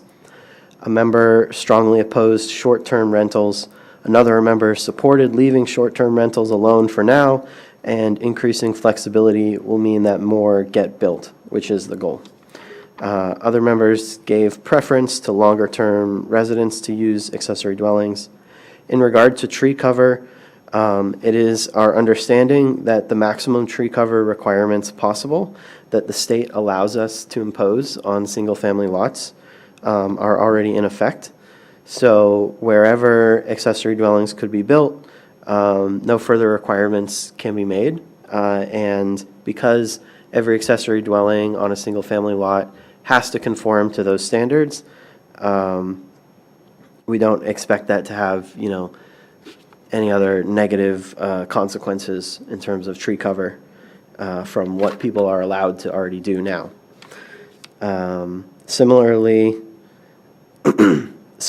in regard to impervious surface area, which has a very important large effect on the city's rainwater management.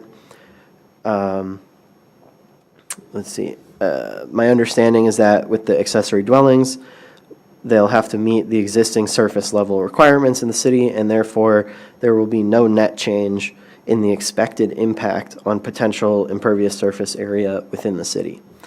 So I want to add to that.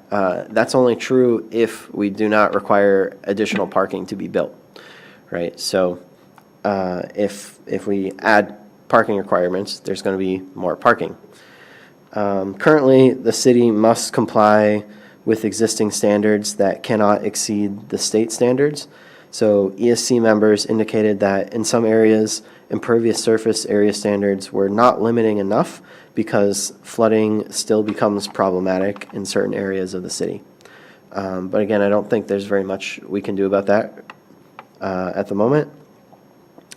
A member noted that the city should fund additional staff and budget for the urban forestry team to enforce that the tree cover requirements are being met by accessory dwelling builders and also other developers in the city, as the urban forestry team is currently understaffed. So if we want to make sure that everyone is following the rules, and you come to the planning commission or you come to special exception, what have you, and say, okay, we're going to make these changes, we're going to follow the tree cover requirements. Some years later, some amount of time later, somebody has to go check that those tree cover requirements are being met. And if we don't have the city staff to do that, then that won't happen. So I think that was a great discussion that we had about really, making sure that everyone's following the rules that we set and making sure that city staff has the budget and resources to do that. So I hope that will be taken to heart when we have budget discussions later this year. A member wished to promote that split ownership of accessory dwelling units from primary units has been a successful means for unlocking additional financing strategies in other jurisdictions. So kind of coming back to the discussion Jack was just having with, who pays the taxes on what. I think if the member wanted to, say, hey, if we allow people to buy them similarly to condos, we could potentially accomplish a lot of the same goals, and maybe more would actually get built because of additional financing strategies that become possible. And finally, a member expressed desire to include accessory dwelling unit zoning for RM zones, and no ESC member voiced objection. So I was happy to see that RM has been added to the proposed changes. So yeah, thank you for doing that. I think it's a great idea. And that's all our group had in terms of comments. And again, I hope to have an official memo to y'all very soon. So happy to take any questions or discuss any part of that. Yeah. Great. Thanks. Thank you. Thanks for that great summary from your commission. Any questions for Mr. Shreese while we have him? Okay. All right. Thank you so much. You're very thorough. Have a great evening. Thanks. Thanks, Joyce.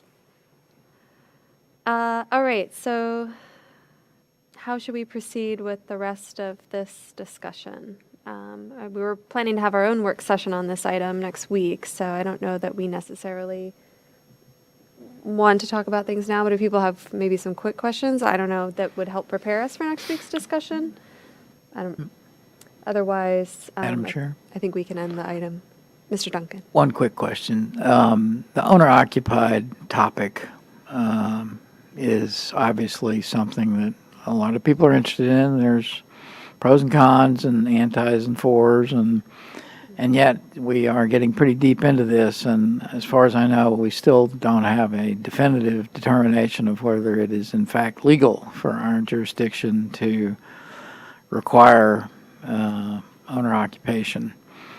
And I understand that a couple of our neighboring jurisdictions did include that in there, but, they're not Falls Church. They have different city attorneys, county attorneys, whatever.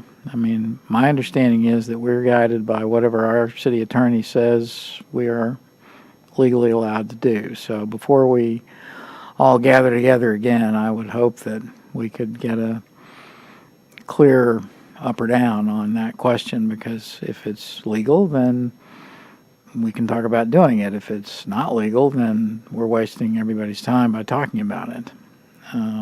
So that would be my one request. Most of the other things I brought up last night, thank you, Mr. Trainer, for incorporating some of them already into your document. So I won't repeat myself on that score. I think you've covered most of them. I did want to ask, can you scroll back? I just didn't get a chance to read the parking. What was the answer about, can I pull my car into my front yard? I think it was no. Yeah, I think the answer was no. I just wanted to make, okay. Right, yeah, the zoning ordinance, stipulates that parking has to be in designated parking areas, and it defines what a driveway is, and so So I would those have, sections of the code are there. But yes, here's the answer to your question, and this Okay, is raised to the because EDA as well. there'd be some would be, that wouldn't relate to some lots that have, narrow or short front yards, but some lots might enable multiple cars to park on the grass, and what we're saying with this is that no, that's not going to be allowed. Okay. All right, but the owner-occupied thing, we really need to come to Jesus on. Yeah, Mr. thank you. If I could just acknowledge that, yes, the city attorney's working on that question.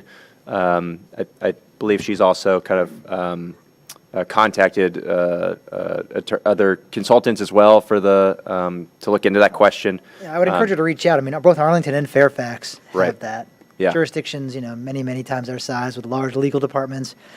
The county went through that process, and so Yeah, I would tend to believe it's permissible, but she should confirm it. But I think we need an answer because we've Yeah. heard conflicting information. But if we're going to deviate from our two large neighbors on either side, we better have a good justification legally to explain why they're wrong and we're right. If her determination is that we're not enabled to do it, I'd like a really good legal reasoning as to why, there's something that those counties missed, given the size of their legal budgets. noted. Yeah, thank you. Mr. Stevens? Yeah, I think, just as a general comment, I think having legal review of the entire proposal would be very helpful. I just wanted to make one comment. I think I've attended all of the public, either call it a listening session or information session that staff has conducted, and they've all been very good, and a lot of credit to staff. The last two that we had on Sunday and last evening, Jack put together a very nice kind of a question document, but I think it nicely lays out the specifics of the proposal. So if our two new members, I grabbed a couple of copies of this, and I'm happy to share these with you. It might help focus your thinking a little bit on. Thank you.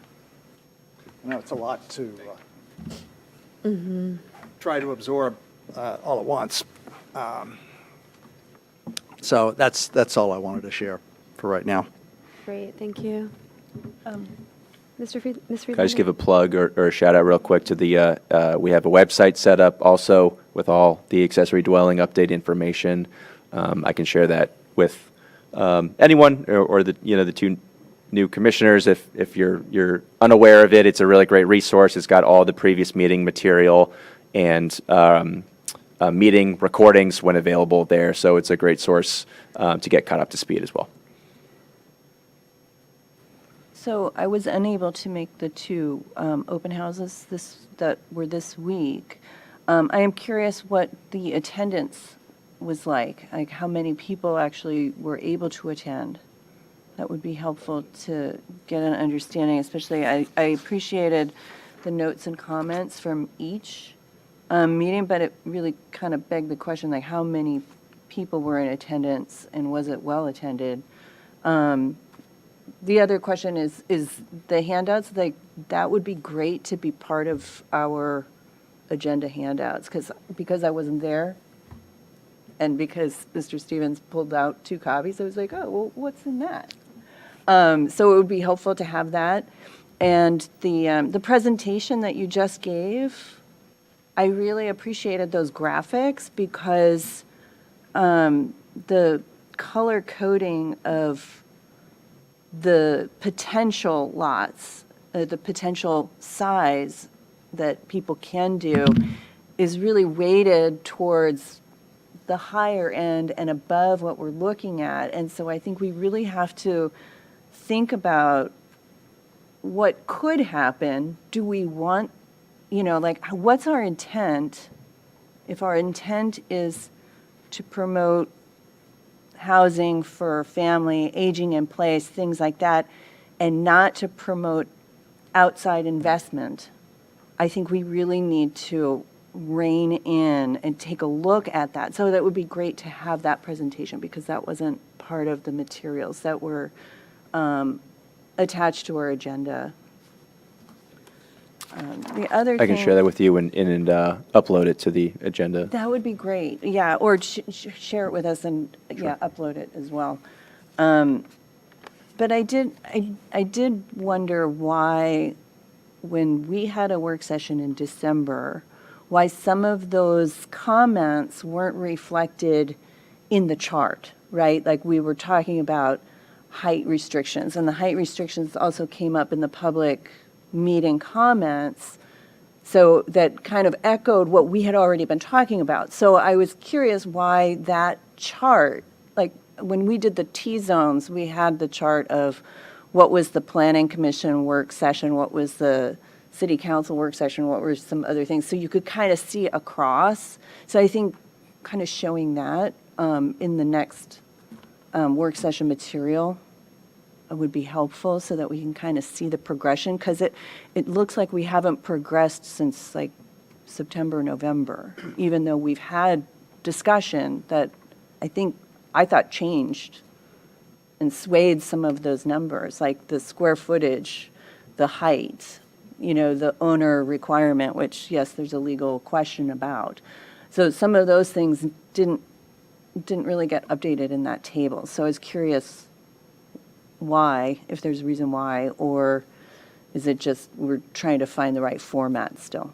It's, yeah, primarily a formatting issue, and you're only working with so much space, and you got to show the most relevant information to the meeting in hand. But if that's helpful to show, what previous iterations were, we can certainly do that. And I can see the previous iteration, but my point is that I don't think that any of the revisions that we were talking about got picked up from the December meeting into this new, or this report, into the staff report. I didn't see that. And it might be in your presentation that you just gave tonight, because I'm not comparing the two.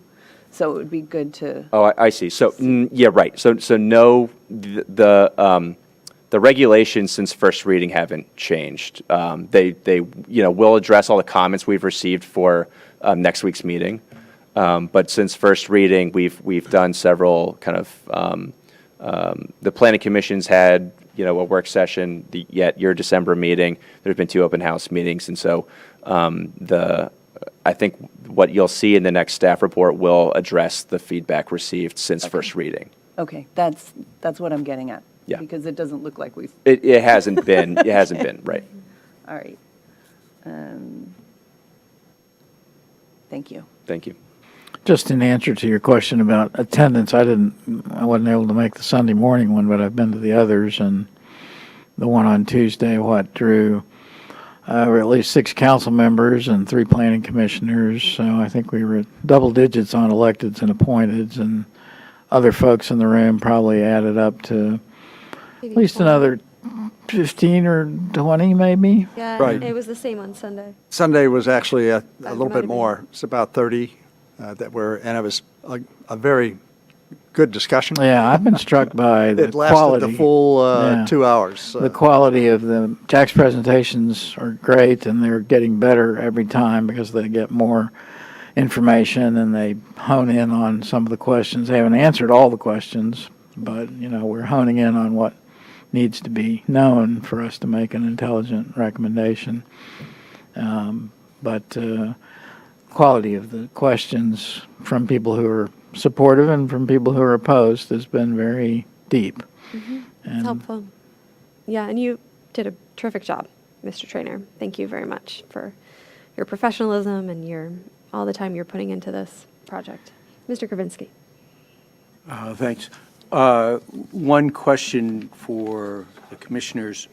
Do we see any value added to try and reschedule the public hearing session for the 22nd in advance of our work session, maybe for a half an hour, or listening to what the other boards and commissions are saying, or not? I mean, it might be that we have a pretty good sense of that already. I'm just wondering if the other commissioners think that we should schedule maybe a half an hour and put that email out again and make sure it gets to the right people, I don't know. Yeah, I don't know. That might be a quick turnaround for staff, and I think it would be more than half an hour if I had to guess.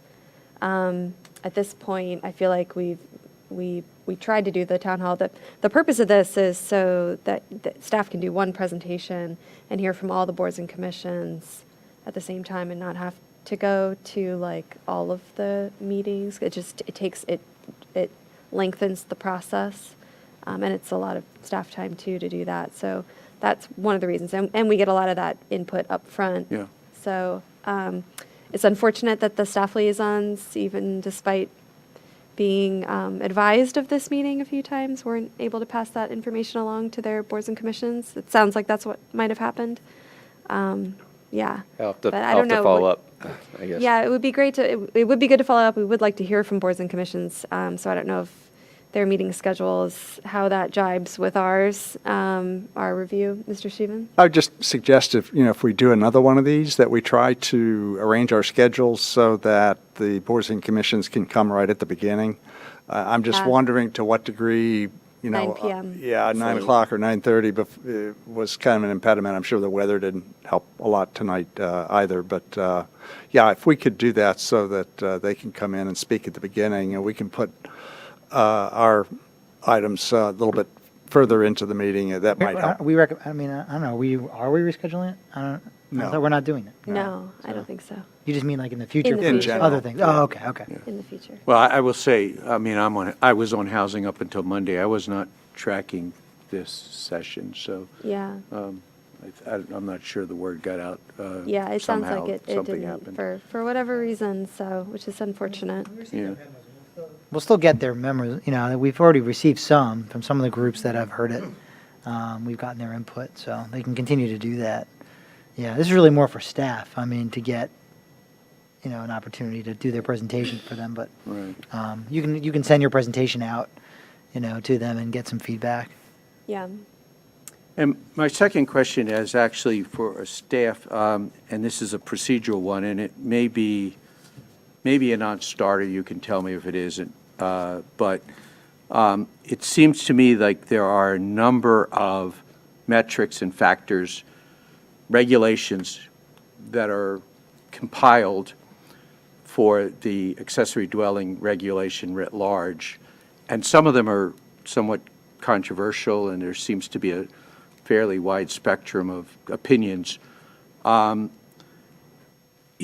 Like the parking, the owner occupancy, the gross floor area, the setbacks, they all seem to be, there's a lot of different opinions about it. I'm wondering if it's possible to address or vote on each of those separately. I mean, you guys are doing what I think is a great job trying to read the tea leaves of what is the compromise, big regulation. But it seems to me that an alternative approach would be to say, let's vote on parking for accessory dwellings. Let's vote on owner occupancy for accessory dwellings, gross square foot, individually. And I don't know if that's legally possible to do, as part of the process, or whether. I think in the end, we need to put this in our code, and so we need to have like one, it needs to be decided. Well, ultimately, it would be Yeah. pulled together as a single code. But you could sense, I've watched some of the city council meetings, I've watched some of the planning commission meetings, and they seem to be, I think Jack is trying to read the tea leaves of what he thinks the commissioners are saying with regard to parking and what he thinks they're saying, but we never really went down the road, Well, next week's discussion, I mean, we're going to take each of these in turn and talk about them, and you get a sense of where everybody is, and staff gets that sense too. So, ultimately, like, I think the majority opinion of the body, but we don't really need to vote on item by item, unless Mr. Trainer or Mr. Fuller, you have a different opinion. Or I've never done that in my 4 years, but I've only been on. So, Madam Chair, you're proposing, though, a process that keeps to the spirit of what Mr. Kravinsky is suggesting, which is that we are going to touch the flashpoints as we go through. We're going to have Correct. knock And have a down, pretty meaty drag out discussion on about each each. one, and we're going to come to the end of it and think, okay, we got 3 people for that and 3 against, and somebody's undecided. Now you need to decide, and they will, and then we'll move on to the next one. I mean, I think in the end, of course, it all has to wrap up into language that can be, approved and sent on. But the way to get to that language, I mean, it's at some point the milk dud just needs to stop being chewed. It just keeps getting bigger and bigger. And so, if And I'm not staff can proposing help us, be a identify separate what those action item. flashpoints are, that would be a good start. Yeah, I'm not proposing a separate action item or a separate formal vote, but it does seem to me that poor Mr. Trainer is trying to He does guess a what really he great job thinks of it. people are thinking here. So, It's a sentiment is appreciated, and I feel it too. So I'm always impressed by staff's ability to kind of read the tea leaves, as you're saying. But we will have a discussion on each one of these issues, and you'll get a sense of where everybody stands. We don't normally do a sort of formal vote. got it. Yeah. And this is I'm losing track of this is a first reading. reading. So the clock really, to some degree, starts anew when council gets it and, you know, has first reading and all the documents are prepared for that meeting that are current up for that date, and the media pays attention, and Falls Church is actually doing this, and it'll focus people's attention in a way that it was difficult maybe. Although I think the turnout to these events has been great. I mean, Yeah, to get I agree. a consistent, 20 to 25 people to come listen to.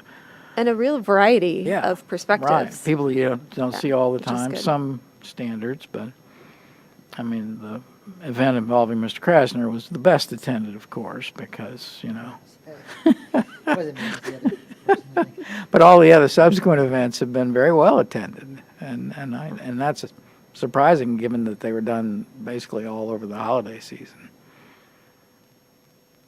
Is there somebody who, I'm sorry, is there somebody who is actually taking account of how many people are showing up to those well-attended meetings? I attended last night as well as a couple of the planning commissioners, Stevens and Duncan, and so there was almost 30 there, and then on Sunday, that was well-attended, and there was equally the number, so I'll let Jack speak to the other public hearings. Yeah, we've had sign-in sheets at each open house meeting. Those seem to, for one reason or another, staff's setting up the room, talking to folks, welcoming people in. Not everyone signs the sign-up sheet, and unfortunately, not everyone, I don't think, completed the paper questionnaire. Although that did seem to be popular, and we did get a lot of responses with returned questionnaires, which was good, but not everyone did that. So That'd be good to document that yeah. so that it doesn't fall into question later, like put it in the documentation, like we got 85 questionnaires back, or we Right. got 30 questionnaires back, or 10, or, I think that will help with also the overall perception of what well-attended means versus not well-attended, right? sure, Thank you. thanks. Yeah. All right, any other questions, I guess, maybe to prepare us for next week's discussion or thoughts on ADs? Otherwise, I think we can move on from this. One last question. I would like the 1,000-foot standard to be sourced from, other jurisdictions. Where do we get that number? Is that industry standard, or, what other jurisdictions have done? I mean, 1,000 square feet and 1,500 square feet is a big difference. It's basically the difference, as your data on structures that we have now indicate, it's basically the difference between having a family and an individual, probably. And I wouldn't object to having families if the limit was higher than 1,000 square feet, but I'd just be curious to know where our number is compared to other jurisdictions on that, and what their experience has been, if that's possible to. In terms of like the gross floor area, 1,000 Gross square floor foot area, cap? right, and, if there's a jurisdiction that has got a bigger number than 1,000, has that yielded, significantly bigger accessory dwellings? It's sort of like the, math exercise we went through on the commercial parking thing, if we increase it a certain amount, what good are we getting from the bigger number? I actually, sorry, go ahead. I was just going to say, there's a couple of issues that strike me as kind of being key issues for us to kind of noodle through. One of them is the owner occupancy that we've talked about. So the other one is the kind of the combination of height and setback. So I'm sure we've got all have our own views, but I kind of remain open to looking forward to some discussion to see if we can reach some kind of a consensus on some of those big issues, so that we can come up with kind of a good overall recommendation to council that they can use to make their final decision. Agreed. Ms. Friedlander? Thank you. I absolutely agree that I'm looking forward to that discussion. I think that will help give some solid guidance back to City Council. I do appreciate the the data that you put in for the tax, revenue generated versus revenue that, we would be paying out for per the square footage, I think that was really kind of telling of what that threshold is and why there's, at least in all the material that you've sent us to date, it kind of states that the industry average is 500 to 900 square feet. And I think that 1,000 square foot threshold tells that story why it needs to be lower, right, for the jurisdiction. And so I think that's helpful, and it would be helpful to know what the adjacent jurisdictions, I feel like it was in, I haven't gone through, I have the stack of it. The staff report keeps getting longer. I know, I have the stack of all the old meetings, so I was like comparing them, but I feel like we've seen that already. Or maybe I'm thinking back to another contentious policy that we were looking at earlier in 2024. But no, I appreciate all that data, and I kind of echo what Mr. Duncan was requesting, because I think you started that, and I think that's really helpful. Which was sort of a review of the industry standard in size and what that tends to yield in terms of actual built product. Okay. We can see what we can dig up. I know survey, it's been difficult to find, survey data in our part of the country.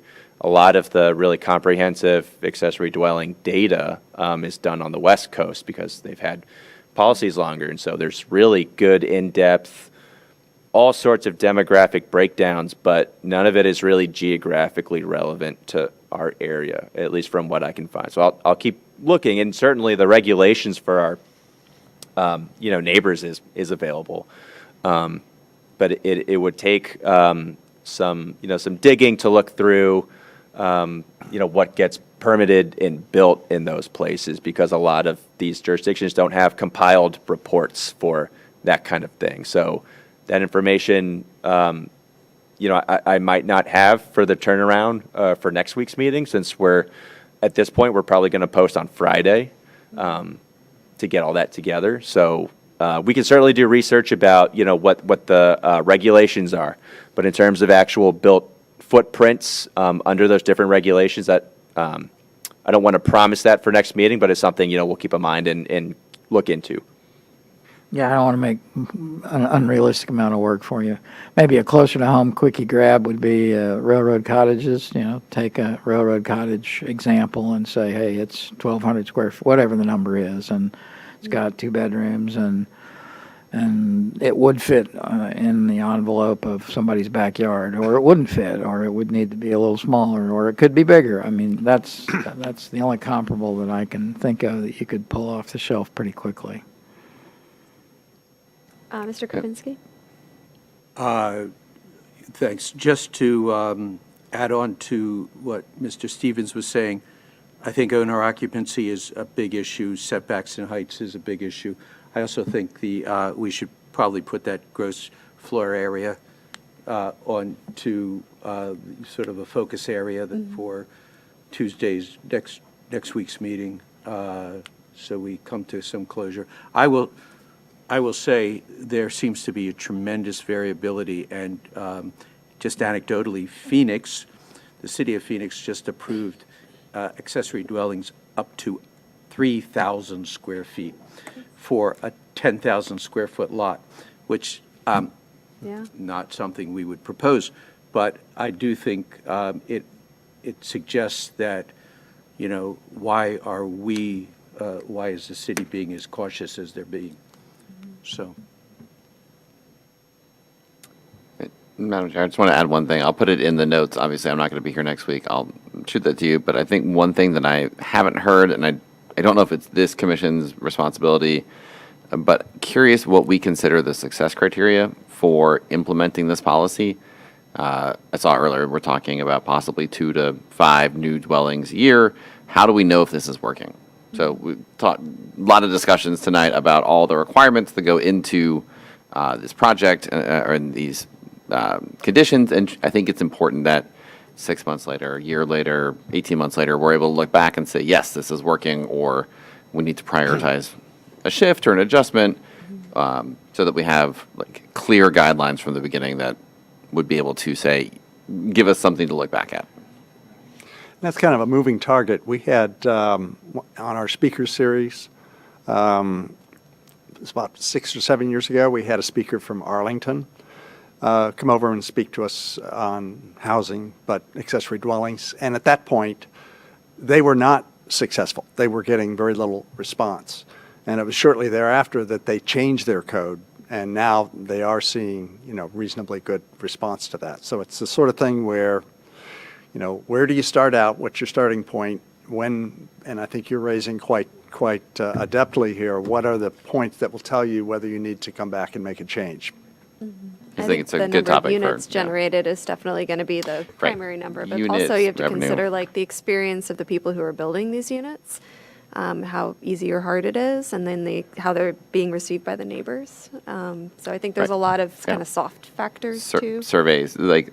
I don't know exactly how we would operationalize Yeah. that, but it's a good Any question. any types of feedback, yeah. I think those all make good sense for Yeah. being part of that. Did you have a point, Just Mr. that- Krasner? The county has a report that they put out, about 18 months after. I mean, and that's something that we should do. I mean, I think one of our recommendations to council would be that staff is required to come back and within 12 or 18 months after it's adopted, to provide a report that provides the data. So that's the answer to your question as far as how do you know if it's working. Working can be a funny word in zoning, but how do you know if it what the results are? You need to have staff do a report and bring it back and say, here's a status report. This has been was adopted 18 months ago, and here's what we've seen. The county did that, and so I can point you to that, Mr. Trainer. Yeah, thank and and we have a lot more data too there. If you're interested in what they've done, I can give you a contact there who can give you any kind of data you might want. And pull it up really easily. So in any event, so yeah, I think that's something we would certainly want to recommend that we look at that. I mean, that's true for any major zoning change that we've done, because that is the way you then, I mean, it's not a static thing. I mean, the ordinance is, can be tweaked. I mean, if after a year or 2 years you say, you know what, we're seeing something we don't like, or we want to see more of something that we do like, and you can tweak that. And so that's a very reasonable way to go about it, and that's the way we probably should go about it. Yeah, makes sense. So, yeah. So for like priority topics, owner occupancy, height and setbacks, what was the third one? Floor area. Gross floor Gross square area. footage. Okay. So I don't know, Mr. Trainer, Mr. Fuller, as you're thinking about how to sort of organize the discussion or present the presentation next week, maybe an emphasis on those 3 items would be helpful. I think that's where we'll probably spend most of our time. And with the caveat that owner occupancy may or may not be a moot question by that point. Why is that? The city lawyer is examining whether or not it's legal to require owner occupancy, and I think may have more information about that before our meeting next week. But we're not sure of the timeline on that, right? Is what I heard from you earlier. Right. So we, we're on the hook to post this week ahead of next week's meeting, which again, at this point will likely be Friday. I think the city attorney has been out this week, and so it may be something we might need to update early next week. But certainly I have been working to get that answer, and we'll continue to look into that and get that information to the Planning Commission as soon as we can. Great. Thank you. All right. Anything else on this? Otherwise, Ms. Friedlander. Just a quick question to kind of piggyback on that process with the attorney. If the attorneys, if the city attorney is coming with that determination pretty close to our meeting, is it possible for the city attorney to kind of present that to us so that we can ask questions as well? I can request that. That'd be great. Thank you. Good idea. All right. If that's all, I think we'll all look forward to a meaty discussion on this very topic next week.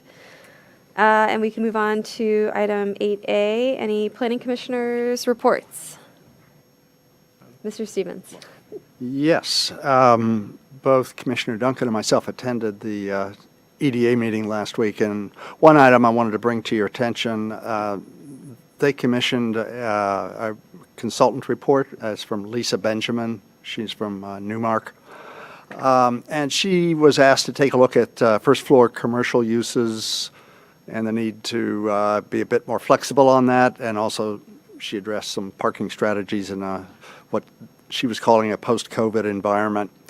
So there was a lot of interest in expanding the allowed uses. We've seen a couple of examples in some of our work items, I think, this past year.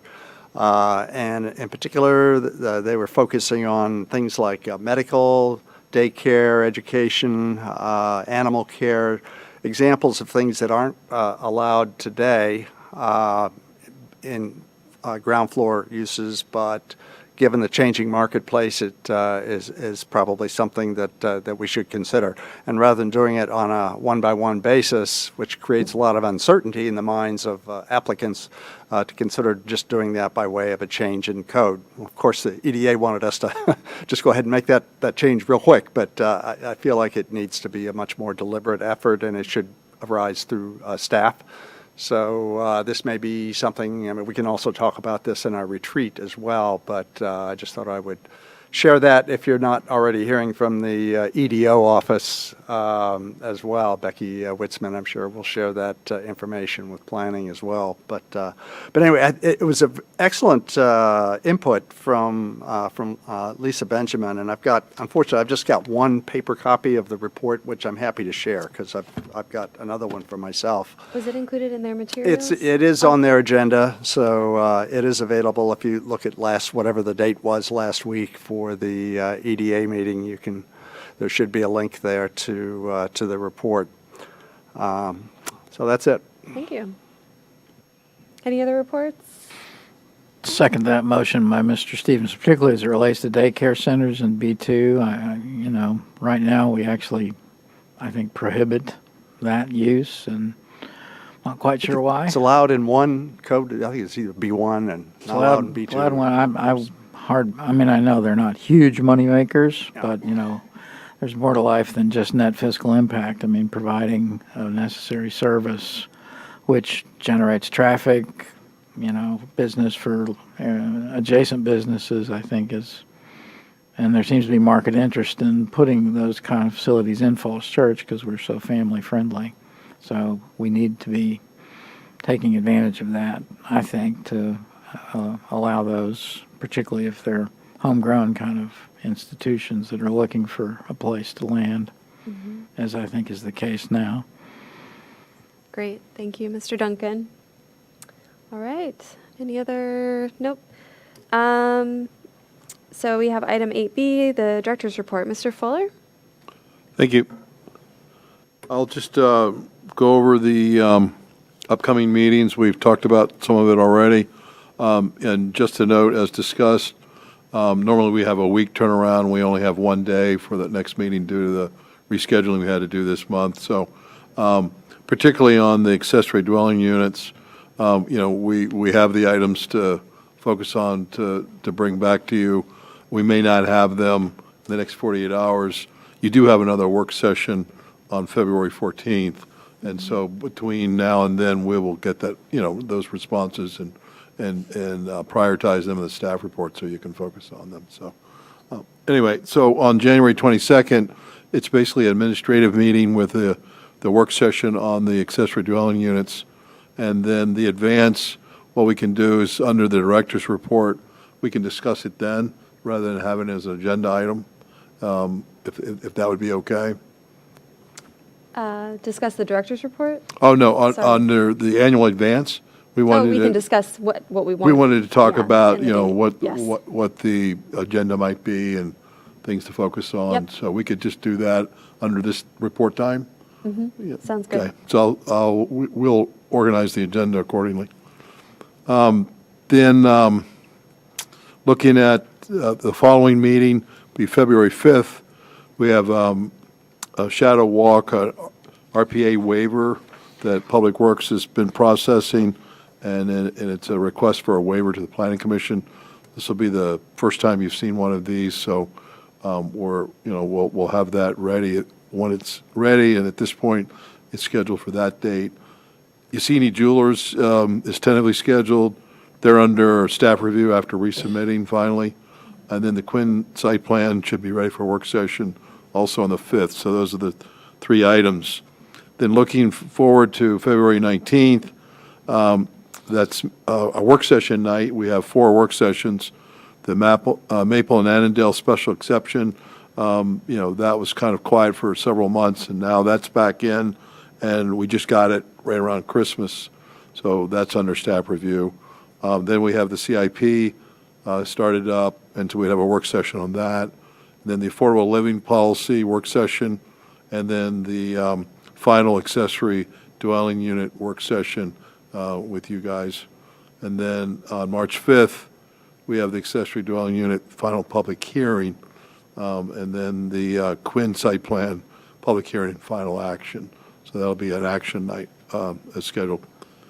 As an informational item, staff provided a background piece on the ULI TAP, reimagining the Gordon Road Triangle, and so that's scheduled for later this month on the 30th and 31st. It's a 2-day work session where ULI panelists and experts will tour a study area in the city.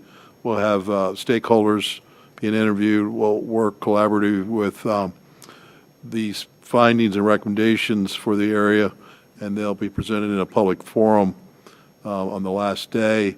The focus is on the Gordon Road Triangle. It's about 15 acres in size, and it's the home to the city's operations center, as well as a variety of light industrial uses. So I know the Planning Commission has established a representative on that group, and so we're looking forward to that event later this month. So that's one of the things Emily and her staff has been focused on, pulling that together and coordinating with the city manager's office. So. Okay. I think I was going to attend part of it too, but not the whole thing. Madam Chair, who's our rep to that? You? You say who is we the rep? selected? I'd spoken to Emily, and she'd indicated that the Planning Commission had designated a rep because I had asked you to appoint somebody originally in this, and she said that you had already indicated there was a representative. I know I emailed Jack and Emily, I think, after the deadline and said, I can make it. Yeah. And then they said, yes, you're going. So Okay, so it sounds like, I didn't ask anybody because Yeah, at that point, I have an invite Yeah. to, but I think it's like the readout on Friday. I don't know that I can attend the whole thing. okay, for so, work purposes. I guess while we're talking about it then, let's be clear as Oh, yeah, to, of course. I did the same you know, thing. Yeah, and Tim, who's the you're- representative? I think there's only It sounds like, Sharon, you one. could, is the representative expected to attend the full 2-day session? Yes. No, I think they're expected to, it's only the first day for the stakeholder interviews. And then I guess if you're invited to the forum, that's to see the final presentation of the Yes. panelists. So that would make sense that you might, have 2 representatives, because the representative is really engaged on the 30th, whereas the 31st is the, final presentation of the forum. If the event on 31st is a public event at the hotel, can anybody go? Or, do you have to have a? I'm not aware that anybody can go. I think it's it may be advertised as a public event, just so, I can ask, I asked earlier, and it's been pretty much invitation only, so, but, So the representative is really, there's like an 11:30 a.m. Thursday. Yeah. ULI TAP, and you're planning to do that? yeah, I can do she would that. be the representative, yeah. Yeah. And then you could come to the forum with the invitation you received as chair, And or as vice for the chair. rest of us that might have an interest, I'll ask Emily, and then I'll send you an email. But I asked that question to her, and I don't think it's an open event for everybody. So, because I asked the same question. So Yeah. I don't think there's a capacity there to have, hundreds of people It's just the planning commission, though. I know, I mean, I feel I like agree, I mean, we have yeah. a little bit more interest in what, helping with that. No, I mean, it fits within your area of expertise. Yeah. So, I mean, I asked the same question. I was thinking Yeah, that's my question. If If it's more than a- three, more than if like three or more then it's a commissioners public go, meeting. we'd have to advertise it as a public meeting. I don't, same with, That's true, maybe. Maybe But we're, not. we're there for sort of public planning purposes, so it's Yeah. not like you're at, I mean, you it's know, count, I mean, four who on Ps council or is going, something. more than 3 council people going? Yeah. Yes. So, I mean, at this point, I know there's a couple council members, most of them are out of town at a conference or training. Will the presentation be taped or videotaped in any Yeah, way? it will be, yeah. So it could be, if people want to go, anybody else could watch it. Yeah. Oh, yeah, it's also late. Yeah, oh, it's Wondering, did we 10:30. actually schedule that I think for we're a done. to get that final presentation We could be to done. the planning commission? We're on 8B Is and a that an half. option? I think there will be some follow-up. Maybe you and I can talk I'm about gonna- this yeah, offline we'll- after. I'll talk with the chair but and for then now, I think it sounds like Ms. I'll talk to Friedlander will Emily, be but, our you know, representative. I asked for more seats for the planning commission. Yes, I think you're hearing And I that. asked for more access, and it wasn't available. So Okay. this is, new to me, but I'm asking the same questions you were asking, because I had the same impression that, this group should have significant representation, or at least, some access to the final presentation and so forth. Yeah. But I mean, And that will be it'll shared. eventually be available, and we can schedule something as an informational item before one of your meetings, and, we can have the presentation. We can give it to you in advance as well. That'd be great. So, I mean, we'll eventually get the presentation for you. I'm just, apparently, this is a limited event, and it's structured by the ULI people, and we're staffing it, but they're pretty much, have Running it. their structure on how they do it, and number of people allowed, and so on and forth. Okay. But I understand that, but I would make the argument again that it's the comprehensive plan is the thing that we are. Yeah. I mean, That's honestly, I our think agree. if the commissioner, I can't see anyone saying that a commissioner couldn't go. I mean, honestly, when it comes to Mr. Fuller, I think if any one of us wanted to go, I can't see anyone in City Hall telling someone on the commission, No, you're not no. welcome Sorry, we there." don't want you to So know. I think if you want to go, why don't you reach out to Gary, Jim Snyder, and say, I'd like to go to this, and I'm sure they would be happy to extend you an invitation to go. Yeah. So, I mean, at least we can let you know what time things are going on. And I cannot So, conceive that I they would mean- say, I mean- anyone on the commission, I understand, so. there's not enough and- room for a commissioner to go. Yeah, Can't- Commissioner can't- Krasner's right in that it is a public event, and, you could show up, but, at this point, if everybody did that, I think it'd overwhelm the event, but anyway, so maybe Great. that's why the organizers are kind of. Well, doing maybe what they don't they're want doing. like hundreds of members of the public showing up. I get that. Yeah. But as far as commissioners, I think they'd be Yeah. okay with it. Okay. I think the invitations are around 100 for the 30th, so it's a significant number for that hotel and their space, so. Anyway, 100. yeah, total. I mean, it includes the panelists, and, it's kind of like a total head count of everybody. Yeah. So, Okay. Yeah. For our newer members, Brent has the job at 10:30 of reminding us that we turn into pumpkins according to Yes. our Okay. work. Yeah, we're 4 minutes past our pumpkin time, but I don't think there's any other items on the agenda unless you have anything else for the director's report, Mr. Fuller. No, that was the last item, thank you. Okay. The headquarters groundbreaking is also coming up, and that is an event I think that invitations should have gone out for. I got Which one. groundbreaking? Sorry. The HIT yeah. headquarters Oh, the building hit. Yeah, groundbreaking. that's right. That's on Thursday, the 23rd, at 10 o'clock in the morning. And so if you haven't heard about that and want to go, that's when it is. Great. Thank you, Mr. Duncan. All right. I think we are finished. Do I have to? There we go. Before everybody leaves, you got to get a picture, Jack.